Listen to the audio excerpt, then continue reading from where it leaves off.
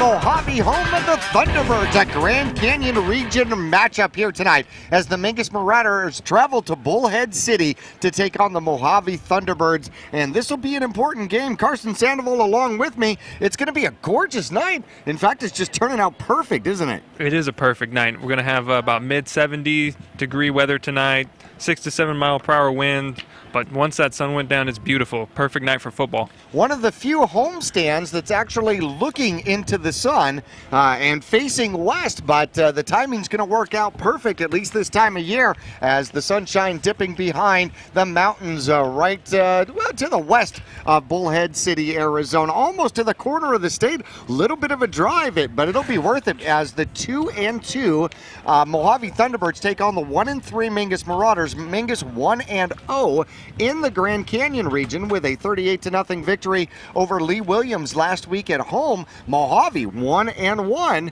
a very impressive win last week against Cocoa. Yeah, Cocoa, they won 21-0, got the shutout. It's always big when you can get a shutout against anybody. But they are going to be down a key player today. Oh, yeah, absolutely. We're going to take a look at the injury report, and it's on both sides really here tonight. We'll get into that when we get into the Vinny's Pizza pregame report coming up right after this.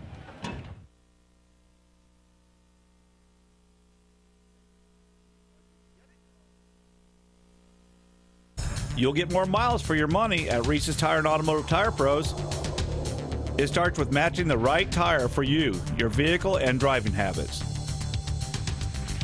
And continues with expert brake, alignment, and warranty services to extend the life and performance of your vehicle. And to serve you better, we now offer King Cobra custom exhaust systems. Find out more about our nationwide warranty at Reese'sTire.com. If you believe life starts where the blacktop ends, if the power of an engine makes your heart race, don't settle for anything less than Polaris RZR, the ultimate off-road vehicle. With unequaled power, unrivaled suspension, and unmatched agility, all perfectly combined to help you chase down what matters most.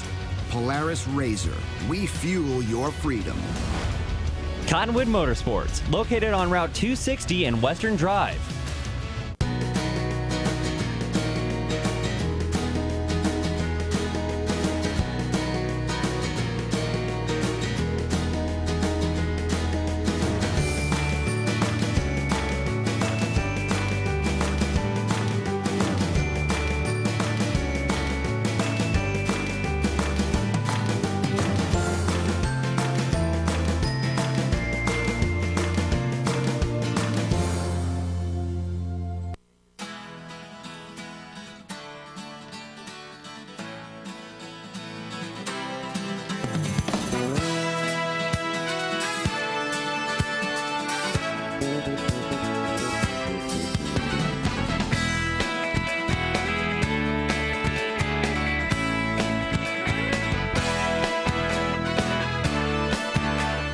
Our whole team is here to help you get the most out of each workout. Here at the Cottonwood Recreation Center.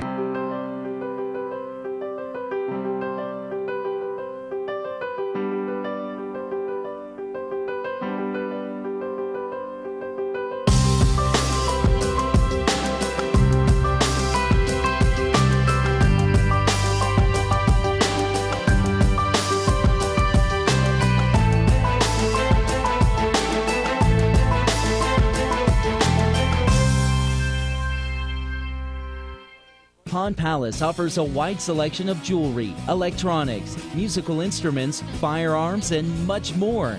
And if you need money for that unforeseen financial burden, Tanner, Natalie, or Rob can get you a loan using your valuable items and collectibles.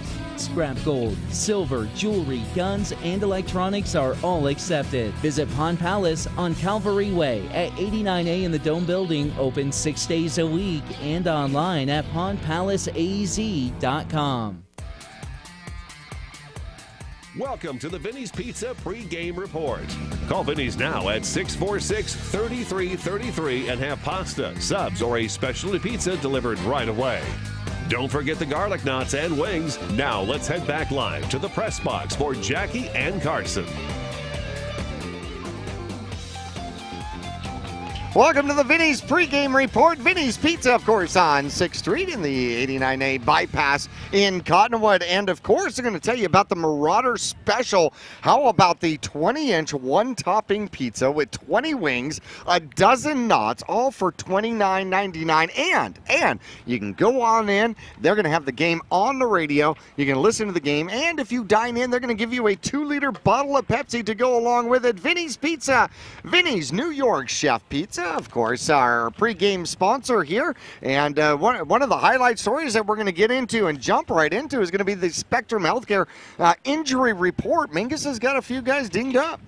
Yeah, we got Chaz Taylor, some key guys down tonight for the Mingus Marauders. Chaz Taylor's down, strained MCL. Yeah, he's had injured his knee earlier in his playing career. Re-injured it again, taking precaution this week going into homecoming week against Bradshaw Mountain.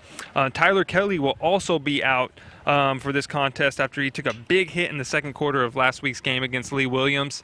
Another precaution here, you don't want to rush him back, make the injury even worse than it is. You want to get him healthy for the remainder of the season. Got some really big games coming up. Not to overlook this Mohave team, who is going to be a tough task tonight. But you got, and also out is going to be Phelps. Cole Phelps, yep. That back injury. Just been aggravated and just bothering him all week long. And going back to the Tyler Kelly injury, I think Tyler Kelly is the one that put the hit on the defensive line of Lee Williams. It just didn't happen to move. Yeah. But, nonetheless, he is going to be missed in the special teams. He's going to be missed in the backfield here tonight. And that's going to move some people around. That means that Colby Fanning is going to be doing a lot more in the backfield here tonight. Lucas is going to be in the backfield here tonight. Starting X for Chaz Taylor is probably going to be Huey. Yeah. So, they're going to be switching things around. Skylar Waynick is going to probably see some time defensively out here. Jason Martinez is probably going to be playing a linebacker position for Mingus. And very likely we're going to see a whole different structure, a different defense here, especially for a dominated running team as Mohave is. And even though they prefer to run, their current injuries are probably going to really lead them in that direction too. They've got not one but two quarterbacks injured and unable to play. Their starting quarterback, who has had a phenomenal season, Gavin Velvadiva, is out with a knee injury, and that one hasn't been entirely evaluated. Coach doesn't know how long that one's going to be. And their backup quarterback, whom we saw a little bit last year, David Navarro, hurt himself in practice this week. So stepping in at the quarterback role is going to be number 7, Brent Moore, and primarily coming in from the tight end position. So he's going to come in from the line to the backfield to play quarterback. A little bit of a switch, just a little bit. Slight different footwork maybe. Yeah. I wonder if he'll throw the ball to himself. I haven't seen that done before. Maybe do it. Let's see it. Tight end now becoming quarterback. You got to think he's thinking about it somewhere, right? This is a great opportunity for both teams, for underclassmen to step up, make some plays, show their coaches that they can be trusted out under the Friday night lights. No doubts about it. And a grass field here. It's a little bit high, but another grass field. Last grass field that the Mingus Marauders saw, of course, was at Cactus. Yeah. And this one's cut a little bit high. And Coach kind of winked at me and he said, "We cut it really low for you out here today." Reminiscent of the old Mingus field. Oh, yes. Yeah, no, absolutely. Especially when Cactus was coming. The grass was grown about 9.5 inches tall.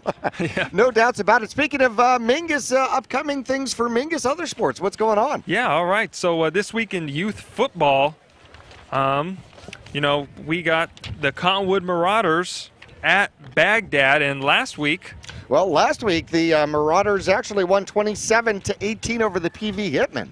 Yep, and also at Mighty Might level, the Cottonwood Lobos will be facing the Camp Verde Coyotes. Well, they had a shutout last week over the Prescott Valley Bears, 36-0. So they're having quite a season so far. Let's take that momentum over to Camp Verde. And the minors division got the Cottonwood Bears facing the Cardinals. The Bears lost to Page by a score of 21-14. Oh, tough game. Oh, no doubt. And also in the minors division, Cottonwood Colts at Baghdad. Now the Colts ended up losing to the PV Hitmen 25-7, and the PV Hitmen, that whole division seems to be really stout here this year. Yeah, they're tough. good things for the Prescott Unified School District to look forward to. No doubt. In the future. And in the majors, the Cottonwood Lions will also be facing Baghdad. They were shut out by the Prescott Valley Hitmen 33-0 last week. So, yeah, they need to bounce back. They've had a great season right up to that particular point. Mingus, of course, has lots of other stuff going on as well. Yeah, let's move on to the high school. On Saturday, swim will be at Brophy. And, Jackie, you know a thing or two about Brophy. And swimming is one of their better sports. Yeah, definitely. So that'll be a challenge being out there at Brophy. Yep. And on Monday, September 25th, we got girls volleyball versus Coconino and girls golf versus Prescott. Moving on to Tuesday, September 26th, volleyball will be at Higley and boys golf will be at Coconino.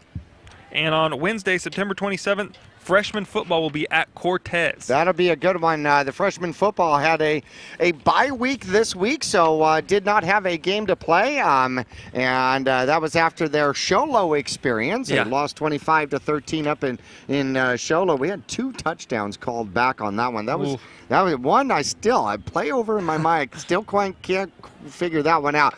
Nonetheless, lots of upcoming sports. Hopefully you will participate and join in and support Mingus not only in football but in other sports as well. We're going to take a break here in the Vinny's Pizza pregame report. When we come back, we're going to take a look at the teams, how they match up during the course of the season so far. Take a look at what happened last year. Coming up after this.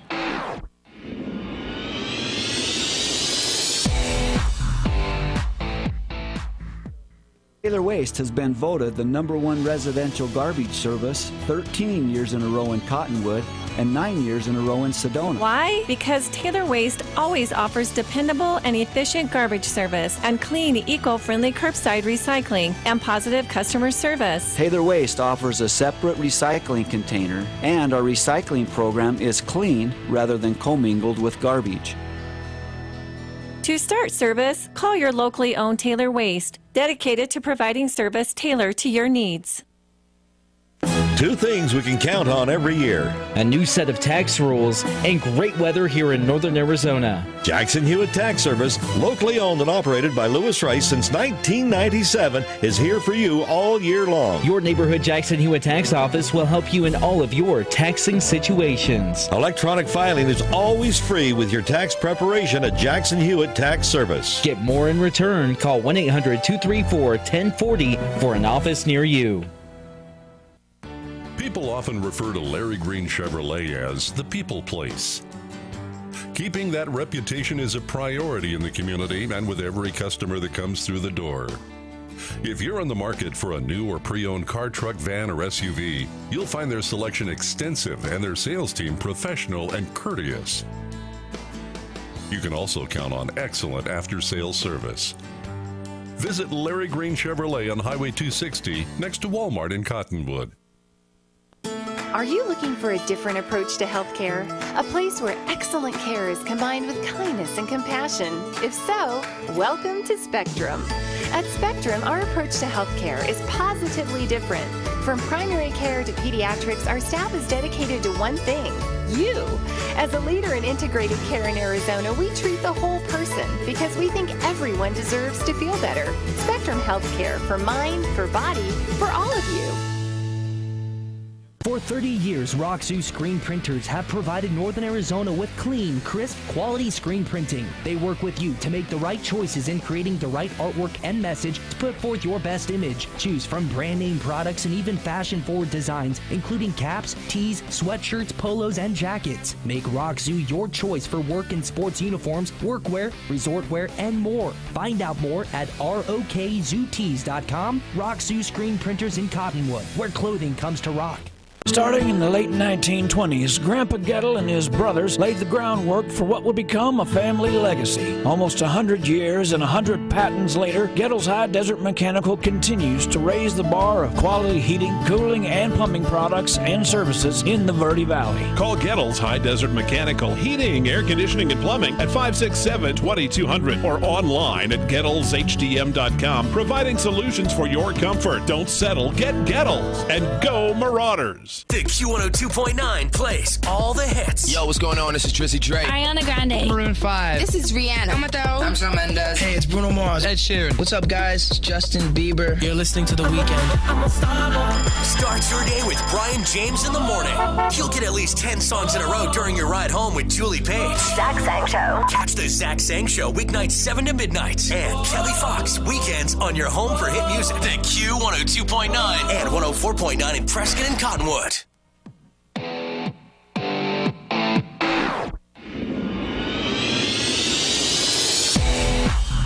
Here in Mohave, the home of the Thunderbirds take the field, and their fight song resembling Notre Dame's fight song, which okay, they don't have the gold helmets, but I had to look down and check there real quick.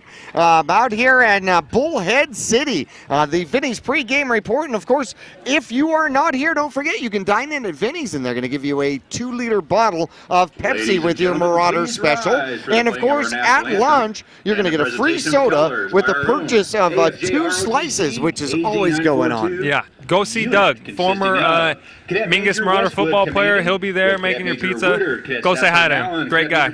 Always a great time, and I want to appreciate the Vinny's family for always supporting Mingus football.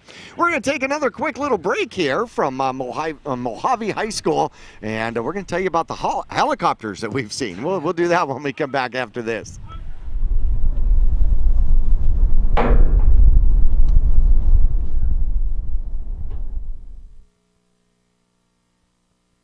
Since 1925, Tiffany Construction has worked with developers and local and federal government to build, expand, and improve infrastructure, roads, drainage systems, and subdivisions. From concept to completion, the Tiffany Construction team provides a full complement of construction services and state-of-the-art delivery methods customized to fit your needs and budget. They're Arizona's longest tenured family-owned and operated civil contractor and proudly serving the Verde Valley since 1991. Tiffany Construction, knowledge and experience to bring your project to reality.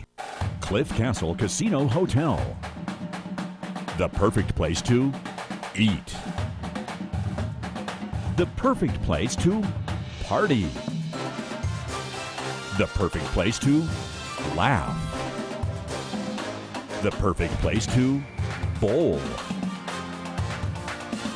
The perfect place to play.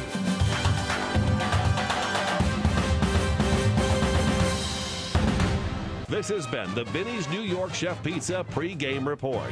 Call Vinny's now at 646-3333 for pickup or delivery and have delicious pasta, subs, or a specialty pizza ready to go by game time. Vinny's Pizza, located at 516 East Highway 89A in Cottonwood, or call them at 646-3333. We'll return for kickoff right after this.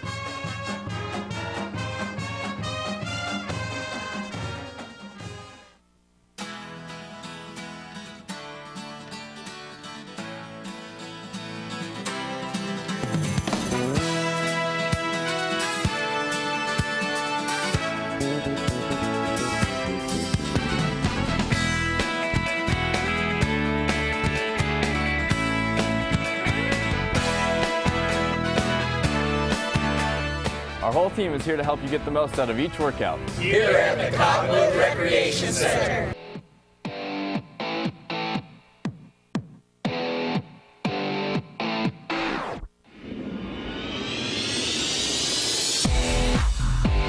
Anthem out here by the Mohave Thunderbird Band, and they did a phenomenal job with it as the colors depart the field out here today, getting close to football, about 5 minutes away. And let's take a look at some of the stats. Let's start with the Mohave Thunderbirds, and the whole theme has been run, run, run, run. Yeah, we'll start with William Robinson, number 26, the running back for Mohave. He's averaging 170 yards a game this year rushing, and he's got 4 rushing touchdowns. He's averaging 6.8 yards a carry. He's the real deal back there. Mingus is going to have to step up, plug those holes, and shut them down. And then the quarterback, who you mentioned earlier, is out. Valdivia, he has 16 for 34 attempts, 387 yards, a good touchdown to interception ratio, 4-1. Mojave's offense is going to miss him tonight. Oh, without a doubt. And the receiving crew, the leading receiver out there, 5 receptions, is going to be Moore, a junior, 5 receptions with 226 yards. And Lobato's also got 5 receptions with 94 yards. But they're looking to keep the ball on the ground, no doubts about it. As we take a look at the Mingus Marauders, in fact, it's kind of interesting as Robinson is the #1 rusher in the Grand Canyon region. You turn around and you've got Zabala, who is the #1 passer in the Grand Canyon region for the Mingus Marauders. So far in the season, he's 34 for 62, 490 yards, 2 touchdowns, 4 interceptions. That could be a little dicey here because Mohave has picked the ball off 8 times in 4 games out here tonight. Taylor, his favorite receiver, with 14 receptions and 278 yards in the air, will not be available, should not be available here tonight, we don't think. Tyler Kelly, leading rusher for the Mingus Marauders, has got 371 yards on the ground and ends up with an average of better than 10 yards a carry. He will not be available. Nelson, though, 50 carries, 292 yards, 4 touchdowns. He'll definitely see the ball here tonight, as Mingus will have to rely on some other cogs in the wheel and other pieces to the puzzle to make this work out here this evening. Hey, we were talking about the helicopters before break here in the Vinny's pregame report, and I'm sitting out on the field talking to the head coach of the Mohave Thunderbirds, and this Apache helicopter literally buzzes the field. It was less than maybe 50 yards above the field. Real close. Real close. And coach just put up his hand and waited patiently for the helicopter to go over, and I'm like, does this happen often? He goes, oh, yeah. And then the announcer here said something about the helicopter not bringing the ball in today. Yeah, so it looks like in their previous home games, they've had a helicopter deliver the game ball down onto the field before their games. That's pretty cool. Now, my question is do they take it high enough to let out some of the air? No, I'm kidding. We can't go down that road right now. No, definitely. We will not visit the Patriot direction at all. Nonetheless, out here. Well, the Mingus Marauders definitely are trying to become 2-0 in the Grand Canyon region. Right now, the Flagstaff Eagles are on 1-0 in the Grand Canyon region, as are the Mingus Marauders. Their win, an 18-7 win over Mohave, and an interesting battle because Mohave didn't even score offensively. Their only 7 points came on a 42-yard interception return. Yeah, like you said earlier, 8 interceptions this year for that team. Zabala's got to be aware of where he's throwing the ball, because these guys, this Mohave secondary, a couple ball hawkers out there, they're going to fly to it. And if you can hear that, that's some Marauder Jacks in the background. Always love seeing that. No I miss doubt. being out there doing that. I imagine you do. I had kind of wondered about that as we start to get ready to get going here tonight with the Mingus Marauders and the Mohave Thunderbirds. This is going to be a huge game, and we were talking about whether or not one of the huge things that Mingus would do is overlooking Mohave to look for homecoming against Bradshaw. Mingus has won the toss, chose to defer. Yeah, homecoming. Everybody looks forward to homecoming. Get to go dance with the girls out there. Mohave will receive. And it's easy to kind of maybe overlook the football games. So this is going to be a very important matchup. Mingus really needs to control the Grand Canyon region if they want to secure a spot in the playoffs. And this is going to be a test tonight at home here. You took that long bus ride, stopped, had a big meal, got back on the bus, drove here another hour and a half. It's going to be a test for them. Yeah, we were talking about over the hill and through the woods, and I didn't see Grandma's house, I swear. No, a lot of rolling hills, it's a couple rivers. And Mingus Marauders won the toss and have deferred, so they're going to end up kicking off to the Mohave Thunderbirds to start this one. The field is gorgeous out here tonight. Mohave in their green uniforms and green helmets with a big M. Mingus Marauders in their red pants and the away white uniforms. And I want to remind everybody that homecoming coming up, the Mingus Marauders certainly want to invite all of the 1997 Mingus Marauders to to attend and possibly be honored at halftime. I think that would be wonderful. We got something new for this year as well. Yeah, that's right. With every fourth down Mingus converts this season, Shake, Rattle, and Bowl inside Cliff Castle Casino will donate 4 free games of bowling to big brothers and big sisters. So, you know, be cheering for those Marauders when they're out there on fourth down. There's the whistle, and we are getting ready to get underway here. The Mingus Marauders 1-3. The Mohave Thunderbirds 2-2. The kickoff comes down to about the 10-yard line. He's going to take it to the near side. He's at the 15, waiting for his blocks to develop. Comes to the near side and gets knocked out of bounds hard. And as the Mingus Marauders will take it down right at about the 30-yard line. And running the ball back, returning the ball for Mohave is going to be Austin Foster, one of their quarterbacks, a sophomore. Yeah, that was Link flying across the field, making the tackle, throwing him out of bounds. Really came out of nowhere. Just ran across the field, boom. He's going to get the nickname Apache Helicopter. Yeah. Come right out of the back of the mountain somewhere. Mingus Marauders defensively are actually showing a 6-2. 4 down linemen against a running team out here against Mohave. And the handoff in the backfield. Mingus meets it and corrals it and brings it down. And a no gain on the first run out there for the squad here from Mohave. Yeah. And I believe that was William Robenzine for the first run of the game. Yeah, 4 Marauders in on the tackle, just eating that play up all over it. I'm sure they watched a lot of film on that play right there this week. Power I, 1 receiver to the far side, and he is way to the far side. Quarterback Brent Moore, former tight end, takes the snap, hands off, and finding some running room off tackle, and then losing the ball. And having to come back for it, which is going to make him short on the first down. And they're going to give it to Mingus. Yeah. Mingus gets the fumble recovery out there. Did you see who picked that up? I didn't see. There was a scrum down there. You know, refs looked like they were signaling still Mojave's ball. And but Mingus comes out with it. Well, it come across the first down marker and then going down on the ball. Well, let's see, number 24 was in it, and geez, that was hard. We're going to have to take a look at it later. Coble Fanning with the first run for the Mingus Marauders, try the right side, and he'll get a couple of inches. Yeah, great job from Mingus defense. That's exactly how you want to start a game. Guys in there putting hats on the ball and knocking it loose. But we did see from Robinson there his quickness. No doubts at all. Second handoff is going to be Nelson as he darts through and finds a seam and may have enough for the first down. Far sideline judge says he does move the chains, and Mingus is at the 30-yard line of the Mohave Thunderbirds. Nice job of Nelson there, keeping his feet. Got tripped up at about, maybe at 3 yards past the line of scrimmage, but kind of crab walked his way for that first down. No huddle offense, quick pass out to Huey, near side, chooses to go to the outside, jukes and jives inside, and then gets thrown to the ground.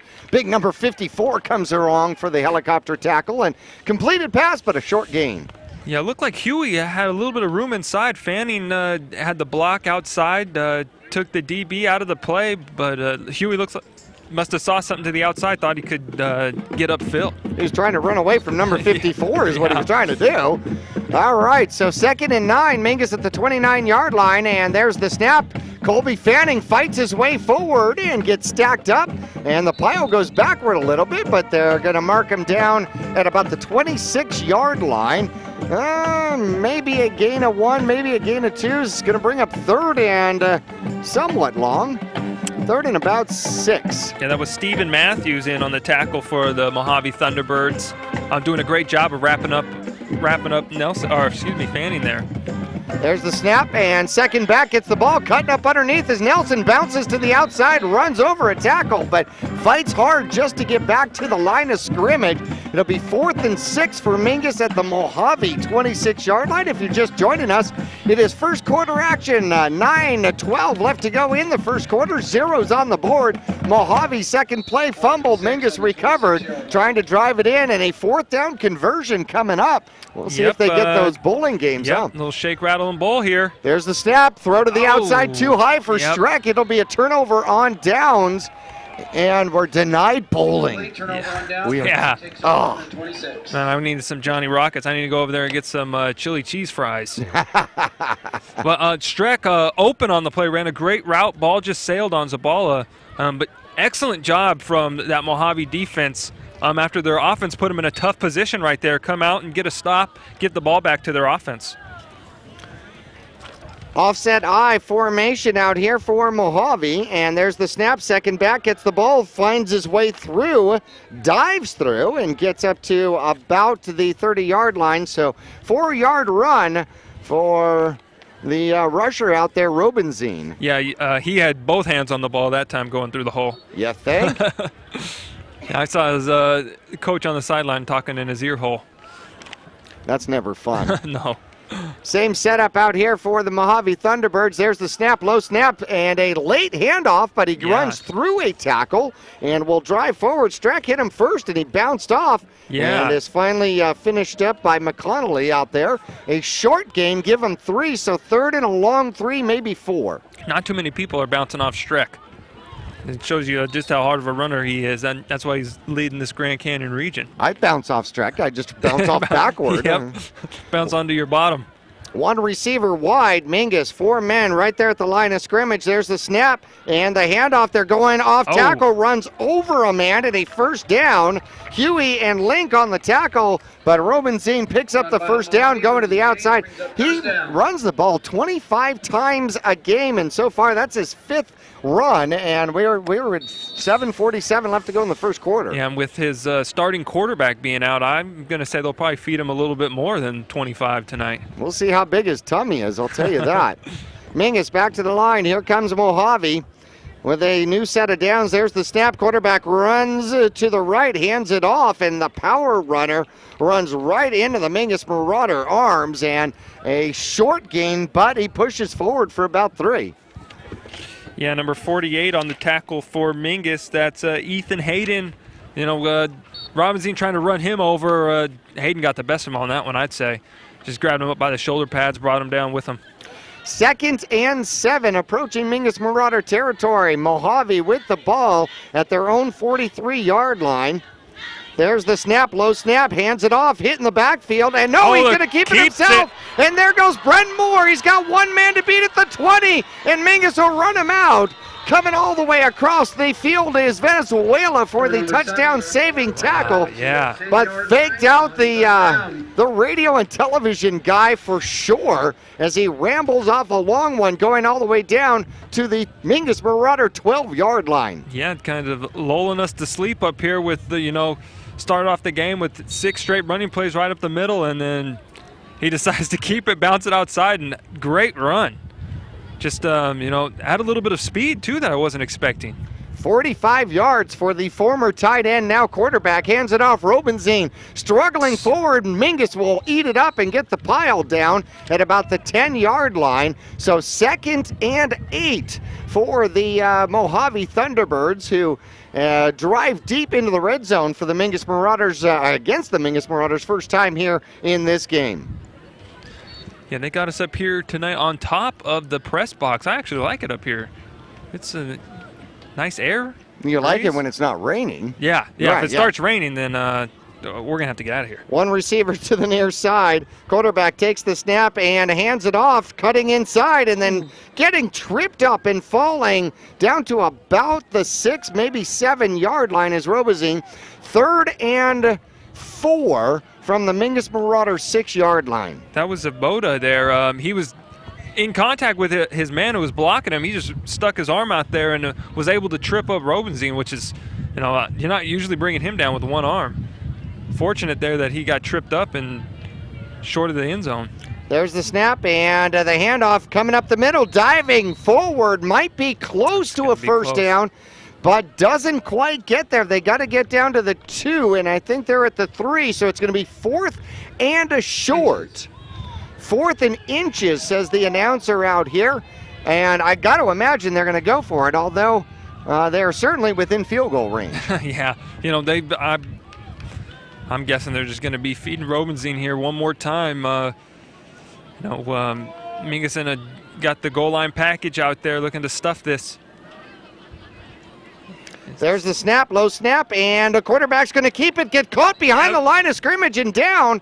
And let's see if he scrambled forward for enough, or it is going to be a turnover on down. So the Mingus Marauder defense holds. First quarter action, 4:57, and they saw that ramble away for 45 yards earlier in the quarter and denied it this time. Yeah, the Mohave offense tried to go back to that when they caught Mingus off guard.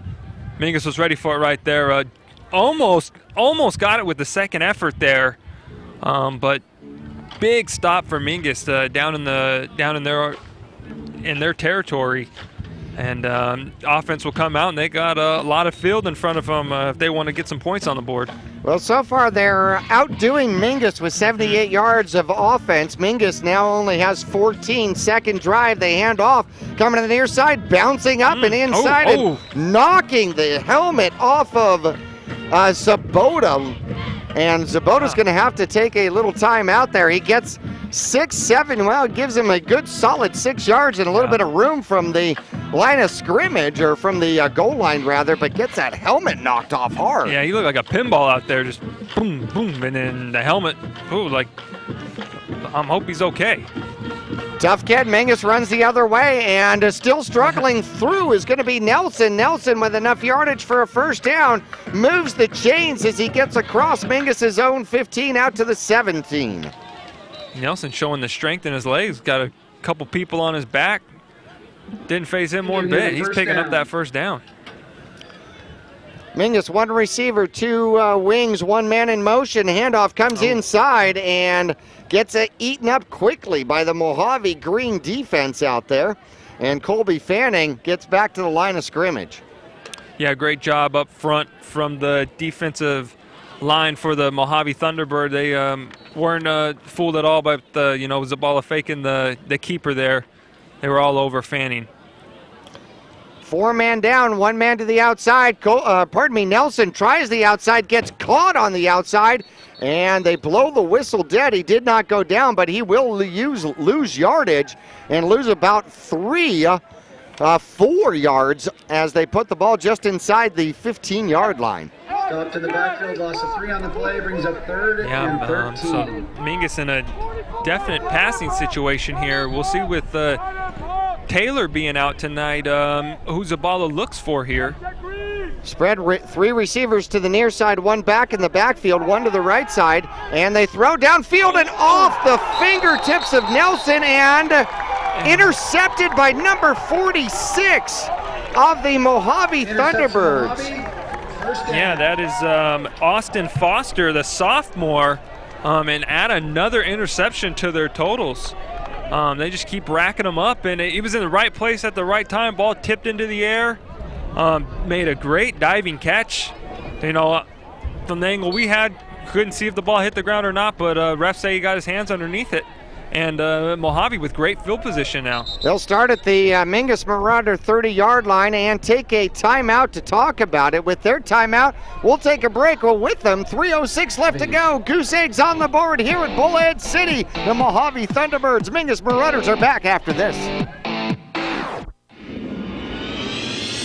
For 30 years, Roxu Screen Printers have provided Northern Arizona with clean, crisp, quality screen printing. They work with you to make the right choices in creating the right artwork and message to put forth your best image. Choose from brand name products and even fashion-forward designs, including caps, tees, sweatshirts, polos, and jackets. Make Roxu your choice for work and sports uniforms, workwear, resort wear, and more. Find out more at rokzootees.com. Roxu Screen Printers in Cottonwood, where clothing comes to rock.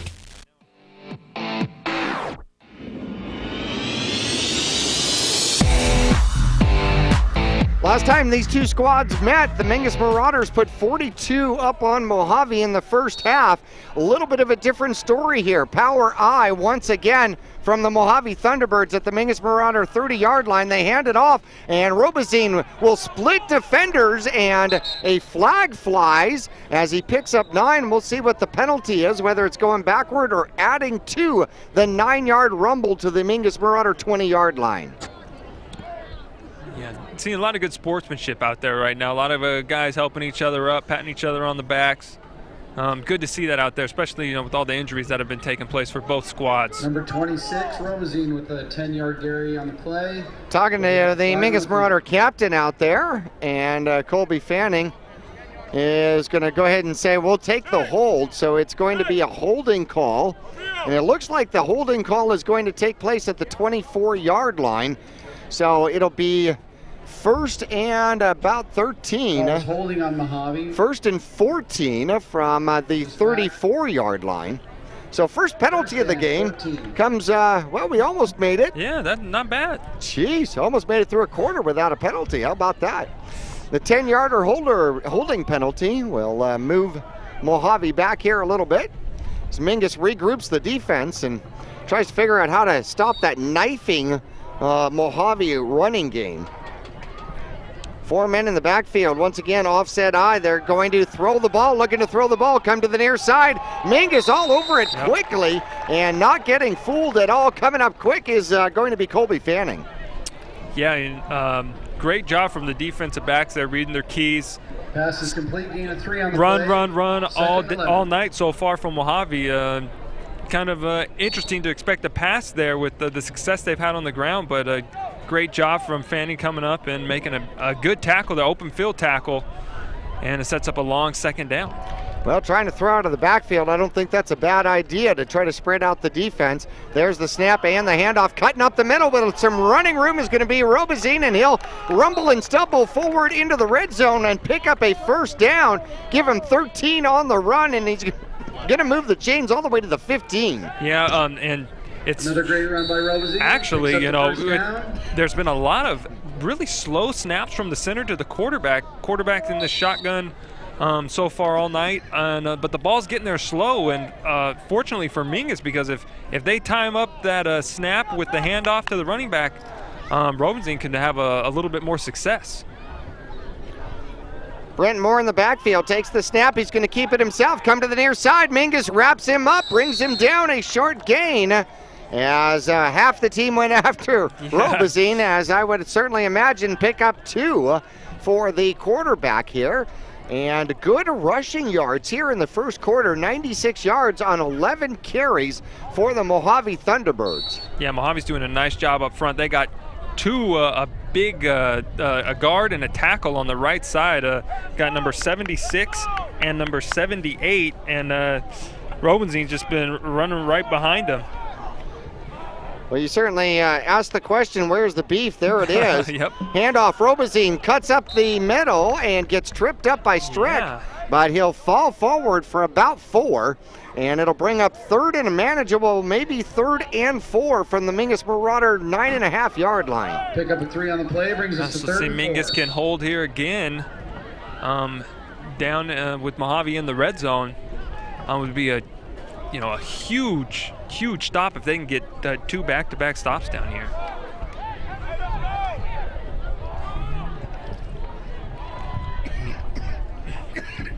And the snap, and it's just going to be a quarterback keeper following his blockers up front. He gets stuffed by the Mingus linebacker for a gain of what looks to be, it looks like they're going to give him about 2 yards. It's going to bring up, oh no, they're going to give him the first down. Generous spot from the refs out here tonight. Looked to be a little bit short, but they're going to move the chains, so that gives the Thunderbirds a 1st and goal from their from Mingus's 5-yard line. Well, Mingus has dug themselves a little bit of hole as we get into the final 16 seconds. Probably time for one more play out here from Mohave. As Brent Moore, the quarterback, takes the snap, hands it off, and hit very quickly. Lucas Sabota gets in the backfield and hits Robazine, but he does fall forward for 1, and that's going to come to an end of the quarter. Zeros on the board here at Mohave High School. Bullhead City, we're back for a 2nd and goal from the 4 when we return after this.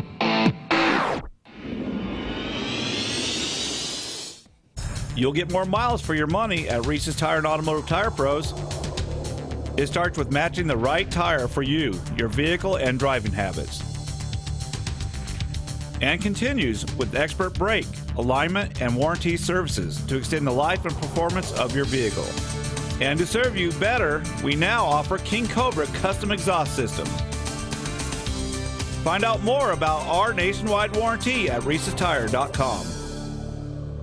Taylor Waste has been voted the #1 residential garbage service 13 years in a row in Cottonwood and 9 years in a row in Sedona. Why? Because Taylor Waste always offers dependable and efficient garbage service and clean, eco-friendly curbside recycling and positive customer service. Taylor Waste offers a separate recycling container, and our recycling program is clean rather than commingled with garbage. To start service, call your locally owned Taylor Waste, dedicated to providing service tailored to your needs.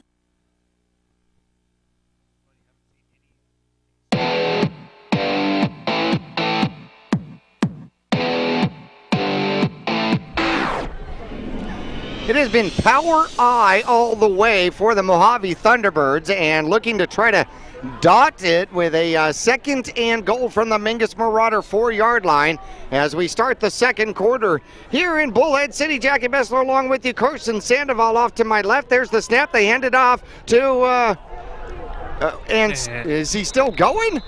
Holy cow. Is it a fumble? It is a fumble, and Mingus recovers in the end zone.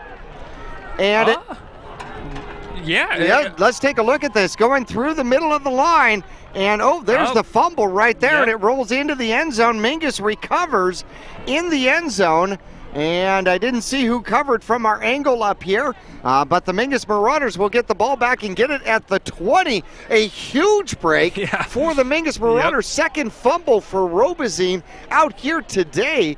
And that proves costly for Mohave. They've been deep in the red zone twice. Yeah, you got to be frustrated if you're the offense for Mohave. Had two great opportunities to put the ball in the end zone, just couldn't get it done. But credit to the Mingus defense with that hit strip mentality. Second forced fumble and recovery tonight. There's a pitch to the outside. Nelson can't get away from the defensive end and will lose 5. As the blocking breaks down a little bit out there. Colby Fanning, by the way, we are told by the video truck here for Verde Valley TV, is the one that seemed to have recovered it in the end zone for the Mingus Marauders. All right. Always good to get that on the stat sheet. Mingus took over on offense. And that play just blown up from that previous play blown up by number 54, Martin Salazar, outside linebacker for Mohave. He's going to stand up in the 2-point stance once again. Quarterback looking to throw, running to the near side. Now he's going to tuck and run and gets hit hard, but gets up to the 25-yard line. So third and manageable as Zabala picks up 10 with the legs. And they're now going to mark him inside the 25-yard line down to the 24, so 3rd and 6. I really like what Zabala did there. Just didn't see anybody open, didn't try to force the issue. Saw he had some room to run, and got a positive gain right there. And like you said, made this manageable 3rd down. Chaz Taylor is in the game at receiver on the far side, track to the near side. Wasn't expecting this. No, not at all. There's the snap. Zabala's looking, going downfield, goes for Nelson, throws it high. Nelson can't catch up with it. 4th down and 6 from the Mingus Marauder 24-yard line. Yeah, you wonder if maybe Chaz was thrown out there for a decoy purpose. Just ran a little out route. I was watching him on that play. Didn't see it was running gingerly on that leg. But again, another pass that has sailed on Zabala over one of his receivers tonight. 2 men back here for Mohave. Mingus will look to punt. Streck in the backfield, averaging 40 yards a punt. There's the snap. He gets it off, and it comes to the near side, and it is out of bounds. They'll probably mark it somewhere around the 40. Well, let's see where he stopped. 41, 2, 3, 4, 5, 6. And he'll drop it there at the 46-yard line. So good field position for Mohave.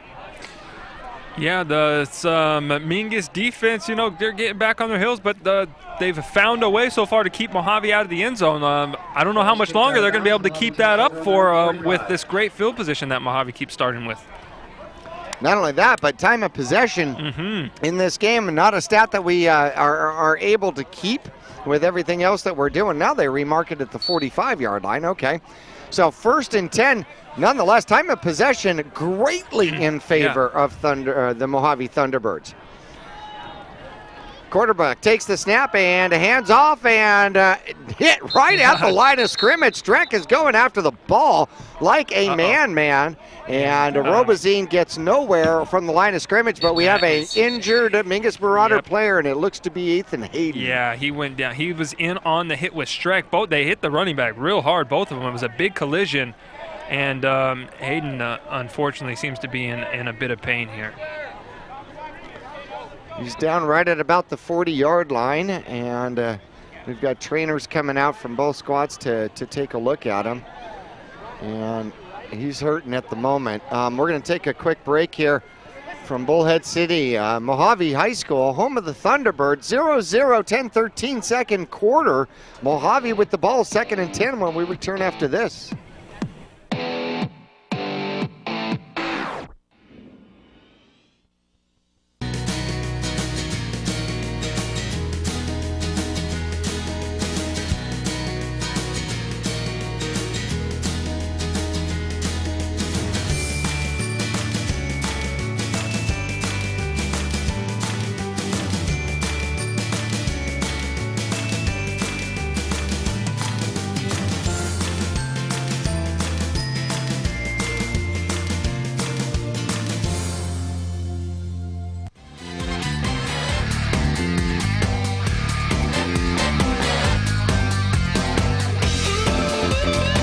Ethan Hayden, lovingly call him Sedona, his nickname at Mingus, pops up, needed a break. Pops up off the 40 and kind of skips and gets his way off the field here and looks to be okay. Maybe he just got the wind knocked out of him. 2nd and 10 for Mohave. There's the snap, and the quarterback's going to keep it, try to the right-hand side. He'll get wrapped up, but still gets decent yards. Give him about 4 as Zabota wraps him up. And that's still going to be 5 yards. So 3rd and 5 here for Mohave, who has not punted the ball. They have gone for it on 4th down every single time. They've turned it over on downs twice so far in this game and twice in the red zone. You would think that they were the ones trying to get this free 4 games of bowling. Yeah, no kidding. And here come the Thunderbirds once again. Power I. They're not doing anything different. There's the snap. Robazine races forward. He's going to be short, dragging to the ground for the Mingus Marauders, hanging on. Yeah, so now this brings up an interesting position for them. So they got 4th and 1 on Mingus's side of the field. Doesn't look to be a pump formation that they're going to be coming out in here, bringing in maybe another weapon here, a possible quick kick, but they're lining up no different. No, Power I. They've gone forward and forward and forward every single play. There's the snap, and there's the handoff. Robazine gets the first down and breaks through and on his way to the end zone with the speed and the touchdown. A 46-yard breakaway by Robazine as he scores the first points for the Mohave Thunderbirds. Yeah, Mingus had everybody up there in the box and nobody really back, 10 yards behind the line of scrimmage. And once he got past that first wall of defenders, there was nobody there to catch him. And, they break one open. You would think they would have scored when they were closer to the end zone, but they pop a big one for the touchdown. And Mingus has come out a little bit sluggish tonight, I would say. High snap on the kick attempt. Kick is up and no good. No good. So a 6-0 lead by the home team, the Mohave Bullhead City Thunderbirds over Mingus. 8:45 second quarter. Mingus will get the kickoff when we come back after this.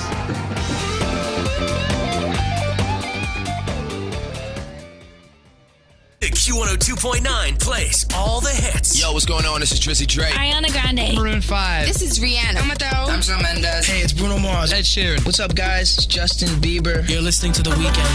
Start your day with Brian James in the morning.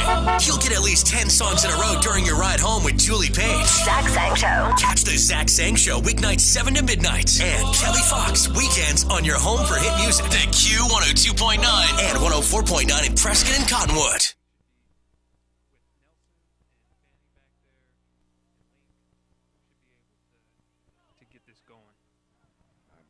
And let's all rise for the kickoff. Back here for the kickoff at the home of the Thunderbirds, and kicker is going to be Adrian Silvestri, another sophomore. In fact, this squad from Mohave has quite a few sophomores on the squad.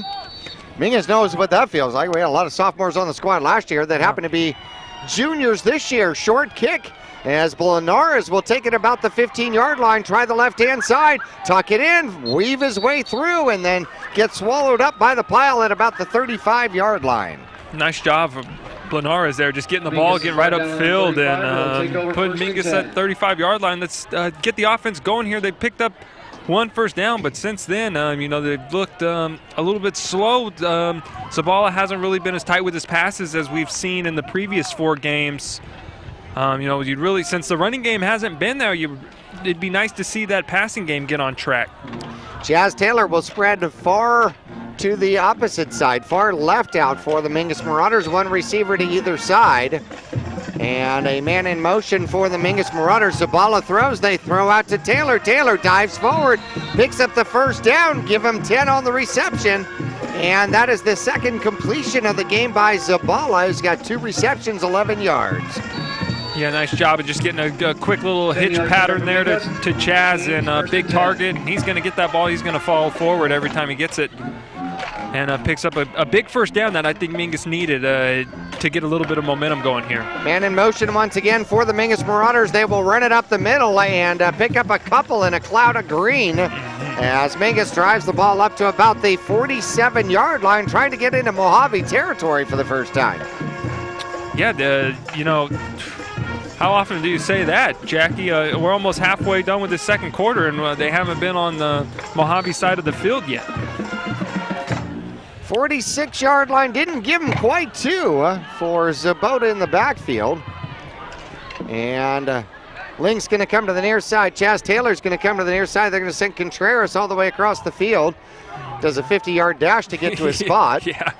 Man in motion is Nelson, and they're going to throw. They throw to Taylor. Taylor comes to the outside, spins his way close to a first down, and is going to be short. It's going to be 3rd and should be manageable. Yep. As Mingus is on the Mohave side of the field for the first time at the 46. 3rd and 2.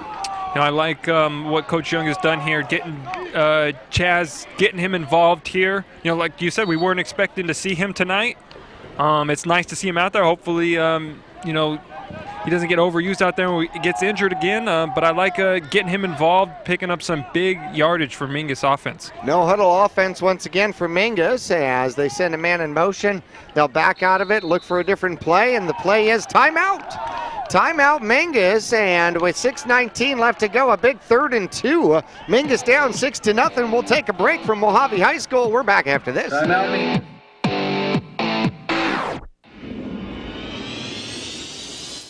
Two things we can count on every year. A new set of tax rules and great weather here in northern Arizona. Jackson Hewitt Tax Service, locally owned and operated by Lewis Rice since 1997, is here for you all year long. Your neighborhood Jackson Hewitt Tax Office will help you in all of your taxing situations. Electronic filing is always free with your tax preparation at Jackson Hewitt Tax Service. Get more in return. Call 1-800-234-1040 for an office near you.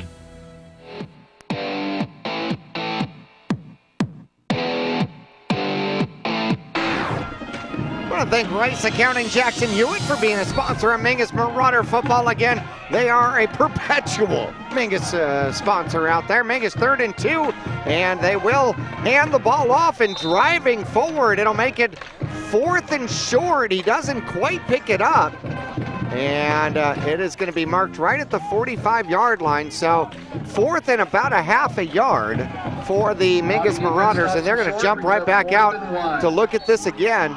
Mingus comes out in an I, and there's the snap, and Zabala pushes forward. A great push by the offensive line. Yeah. They got the first down as the scrum goes a good 3 yards downfield. Yeah, offensive line, great push up front. They came out, Mingus wasn't putting that thing. How about it? That was a first 4th down conversion of the night. So Shake, Rattle, and Bowl will donate 4 free games of bowling to the Big Brothers and Big Sisters. That's the first one we've seen all year. There's the snap. Zabala's looking to throw. Throws, and good defense out there on Taylor. Knocked it away right at the last moment. Yeah, that's number 2, the defensive back all over Chaz on that one. No pass interference, but just great defense right there from Deontay Bailey, the junior. Got his hand in there, knocked that ball away. Not a lot of throwing in the game, so 5:33 left to go. The game is moving quick. Mingus is down 6-0. Second quarter action. They've got the ball at the Mohave 43-yard line. And Nelson is in motion. He'll get the handoff and he'll cut it up just outside the tackle. Give him about 3 on the run, and I'll make it 3rd and 7 from about the 40. Yeah, I'll see what Coach Young decides to do here. Looks to be a passing down. I would, maybe see if Taylor's in the game here, spread him out wide. That hitch pattern has been working good for him and Zabala tonight. I'll tell you, this Mohave defense has certainly been a phenomenal improvement over last year. Yes. Zabala, only man in the backfield. He'll throw it to Streck, near side. Streck gets wrapped up immediately at the line of scrimmage, and the sophomore makes the tackle. Number 46 just flies forward, Austin Foster. I say that's one of the better tackles you're going to see all year. That coming up from his defensive back position on the much bigger Kendrew Streck. And he just put his head right in his waist and wrapped his arms around his legs and brought the big man down. I'll tell you, that's hard to do, so that's quite a feat. Mingus going for it on 4th and 7 at the 40-yard line. Zabala avoids pressure, throws to the near side, and Streck with the catch and the first down at the 30-yard line. I love the confidence of Zabala and Streck going back to each other there. Zabala doing a nice job avoiding the rush in the pocket, steps up and delivers a dart to Kendrew, who secures it for the first down. Mingus really needed that right there. And again, another 4th down, so Shake, Rattle, and Bowl will donate another 4 free games. How about that? 2 in a row. Haven't had one all season. We get 2 in a row here. Mingus driving 4-minute mark, and we have a flag fly. And before the play ever gets started, an illegal shift on the Mingus Marauders is going to be the call. And it's going to be a 5-yard penalty. First penalty against Mingus out here today. Whew. That's an improvement. Yeah, almost made it through 2 quarters. But unfortunately, now 1st and 15 from the 35-yard line. There's the snap, and barreling through the middle is going to be Colby Fanning. And he'll get the chains moving just a little bit with a 3-yard run. Yeah, the Mohave Thunderbirds doing now it's a 2-yard run. Wow. Okay. So a 2-yard run to get the chains moving. Yeah, and the ball spotting has been a little spotty, to say the least, here tonight. But besides that, the Thunderbirds, their defensive line doing a great job of stuffing Mingus up front. There's the quarterback. Zabala goes downfield trying for Taylor.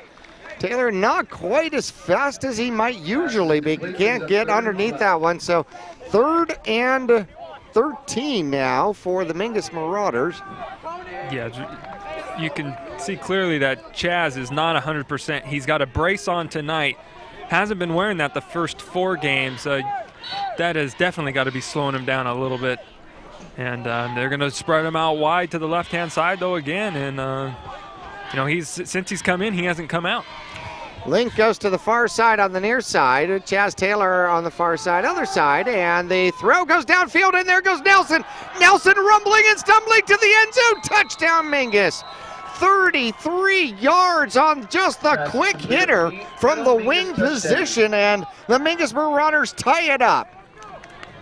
Yeah, Zabala just got the ball in his hands so quick. The linebacker wasn't even looking.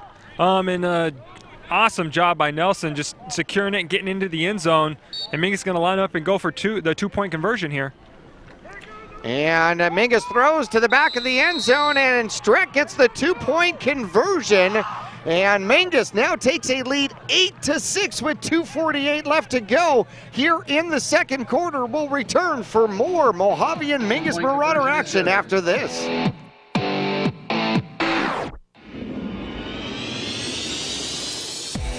If you believe life starts where the blacktop ends, if the power of an engine makes your heart race, don't settle for anything less than Polaris RZR, the ultimate off-road vehicle.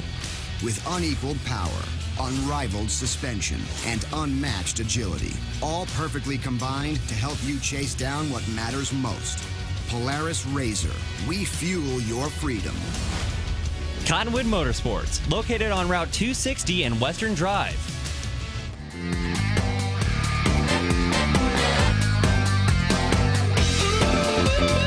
Mingus looking to kick off for the second time of the game, this time, the first time, with a lead.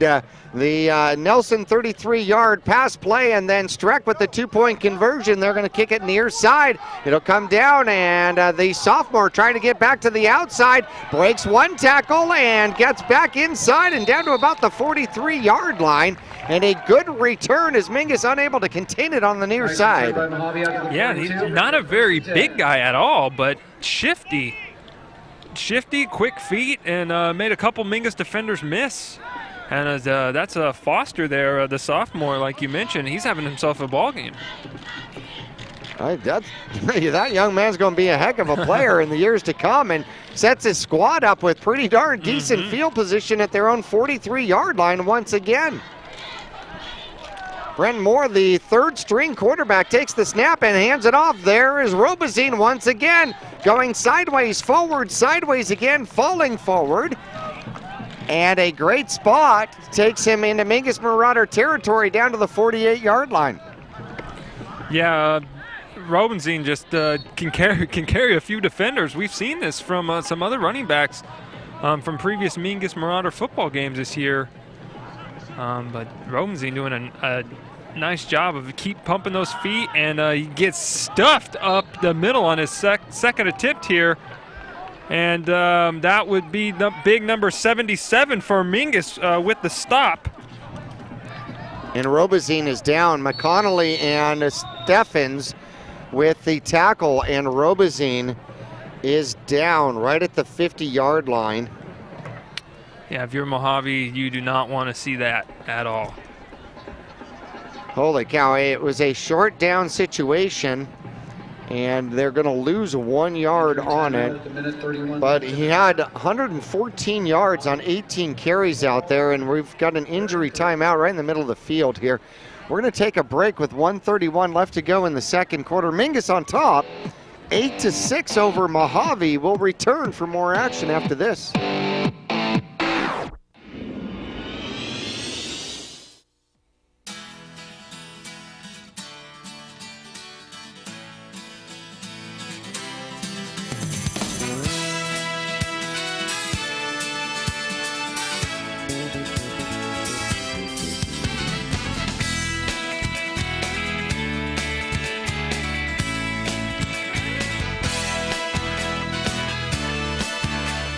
Our whole team is here to help you get the most out of each workout. Here at the Cottonwood Recreation Center.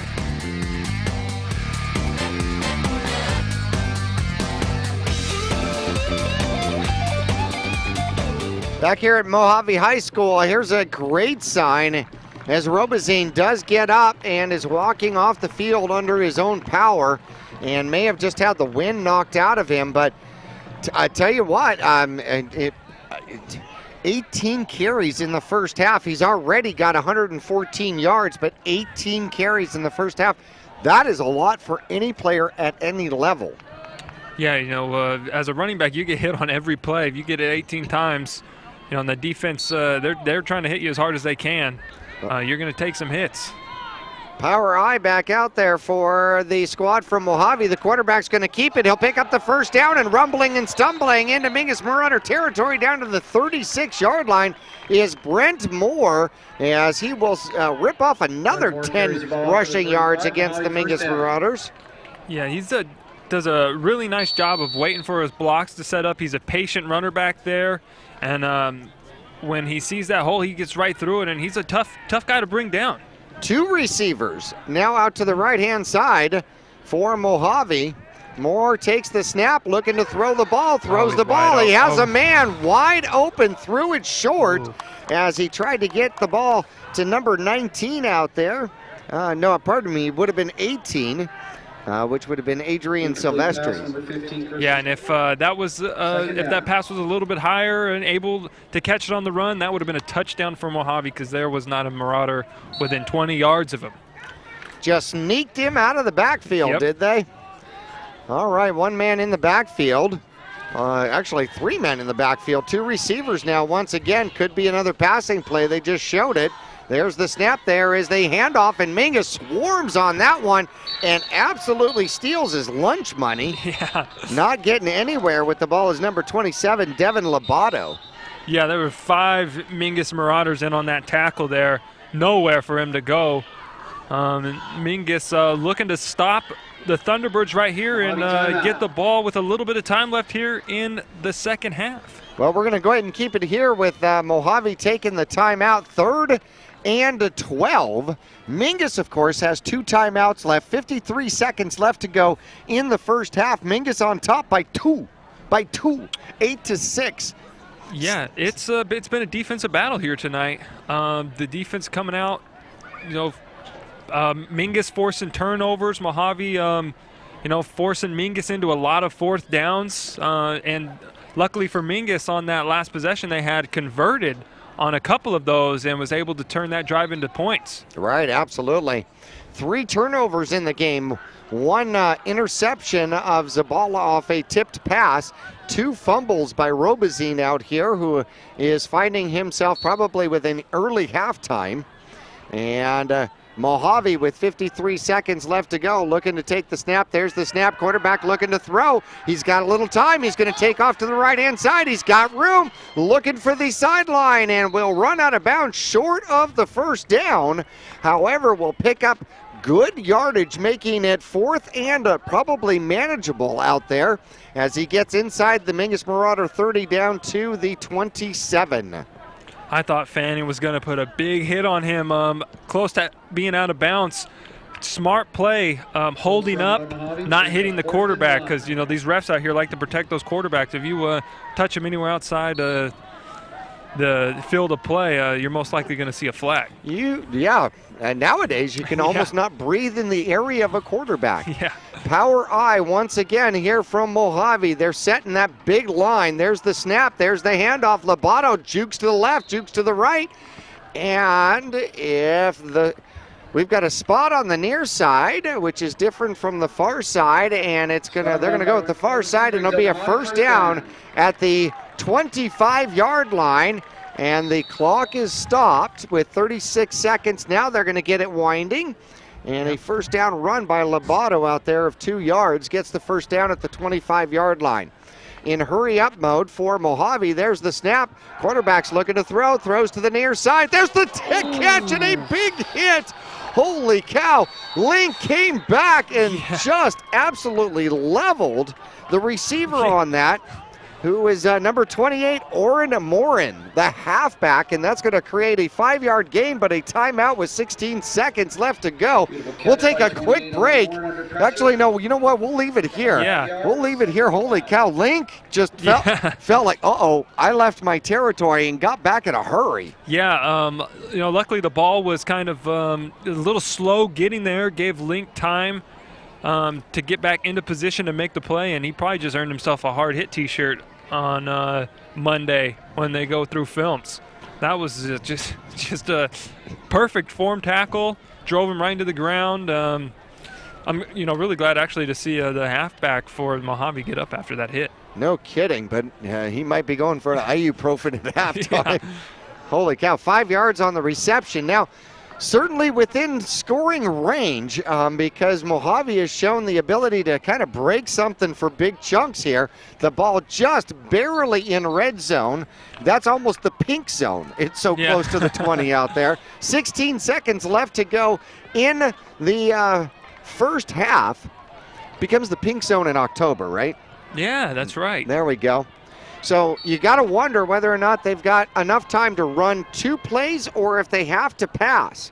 There's the snap. Quarterback drops back, looking to throw. Throws up top, going over the top, and they're going to throw the flag for a pass interference. And the ball went out of bounds and over both of the receivers by about 3 or 4 yards. 11 seconds left to go. And with the pass interference, of course, that's going to give them an automatic first down and bring the ball down to, somewhere in between the 10 and the 15-yard line, depending on where they mark it, if they go half the distance. Yeah, and so that's going to set them up. They'll be in field goal range. It looks like they're going to have time to run one more play. And then we'll see what they decide to do on second down. If they don't score, if there's not a turnover on this play right here. So they mark off the full 15 instead of half the distance. The ball is going to be at the 10-yard line, but just outside the 10, so there's enough room for a first down. 11 seconds left to go. Mohave takes the snap, looking to throw, and now the cornerback's going to run, comes to the near side, breaks through one tackle. Mingus takes him down at the 5-yard line with 2 seconds left to go. And the clock runs out on Mohave. That becomes the final play of the first half as Mohave inside the red zone, unable to score 3 different times. 1 breakaway, their only score here in the first half. Halftime, the Cottonwood Parks and Rec halftime scoreboard shows the Mingus Marauders on top by 2. Your score here at halftime is 8-6. Mingus leading on the road over Bullhead City. Mohave will be back for our Oxendale Chrysler Dodge Jeep and Ram halftime report coming up after this.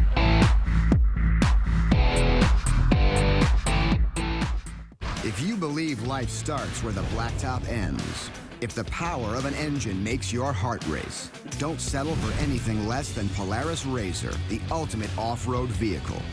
With unequaled power, unrivaled suspension, and unmatched agility, all perfectly combined to help you chase down what matters most.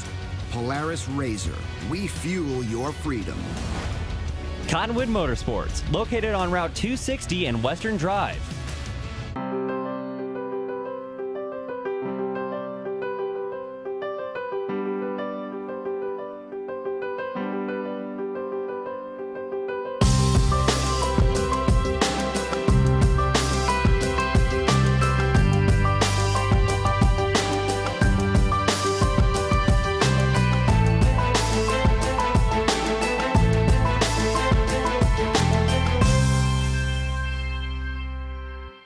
Pawn Palace offers a wide selection of jewelry, electronics, musical instruments, firearms, and much more.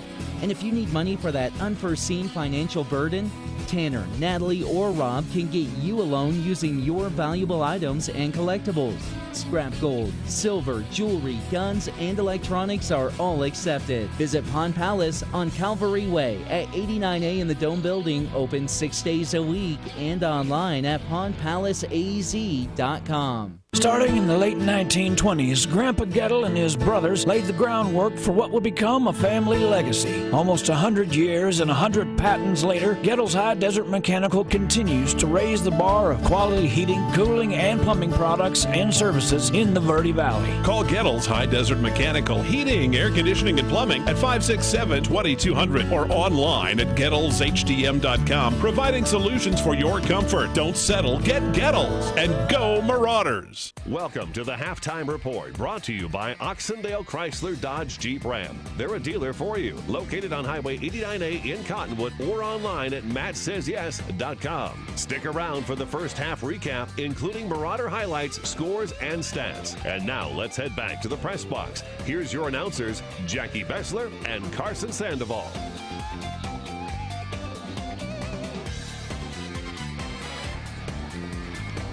Welcome to the Oxendale Chrysler Dodge Jeep and Ram. A halftime report here in Mohave. The Mingus Marauders on top. A close one, 8-6 last year, Carson. Mingus was up by 42 points, actually 39. It was 42-3 at halftime last year as the Mingus Marauders were able to run away with this game against Mohave. However, not the case here today. Close one, 8-6. Yeah, Mingus is very fortunate to be leading in this game.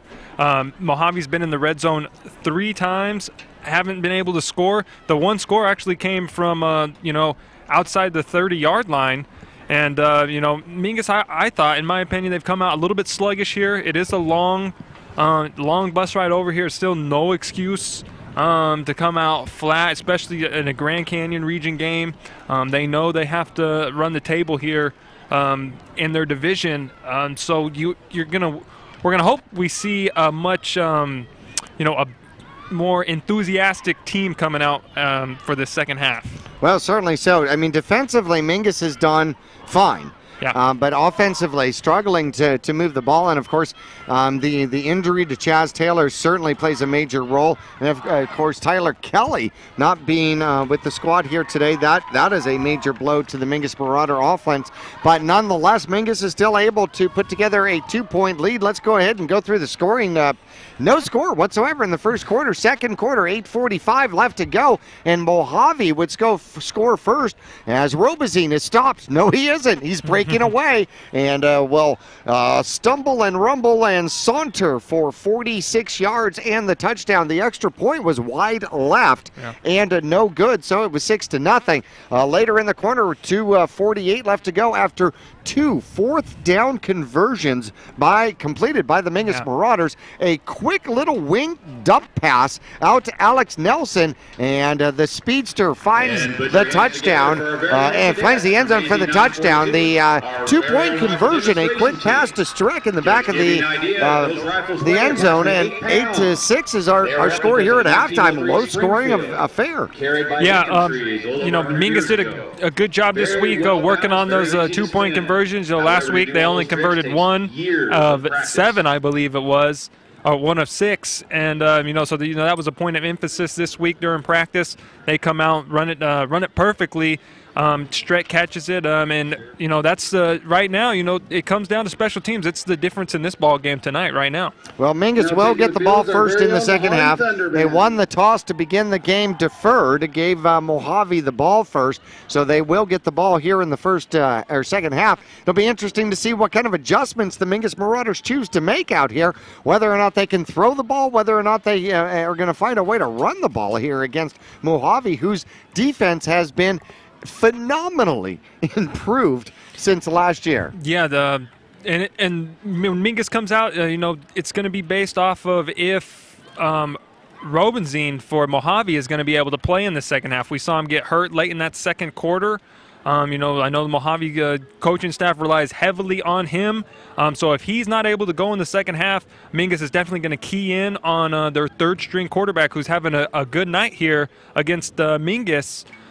So if Robinus can't go, it's going to make things a little bit easier for Mingus on defense. Well, certainly so, but I'll tell you, Brent Moore has certainly shown the ability to run the ball out of the backfield as well, and for a third-string tight end, tight end, he's also been able to throw the ball. So, the coaching staff for the Mohave said that this was quite an athlete that they were moving into the backfield, and with a week's worth of practice under his belt, less than a week's worth of practice, showing tremendous signs of athleticism here in front of the home crowd. We're going to take a break here at the Oxendale Chrysler Dodge Jeep and Ram halftime report. We got individual stats coming up. Stick around with us. We're back after this.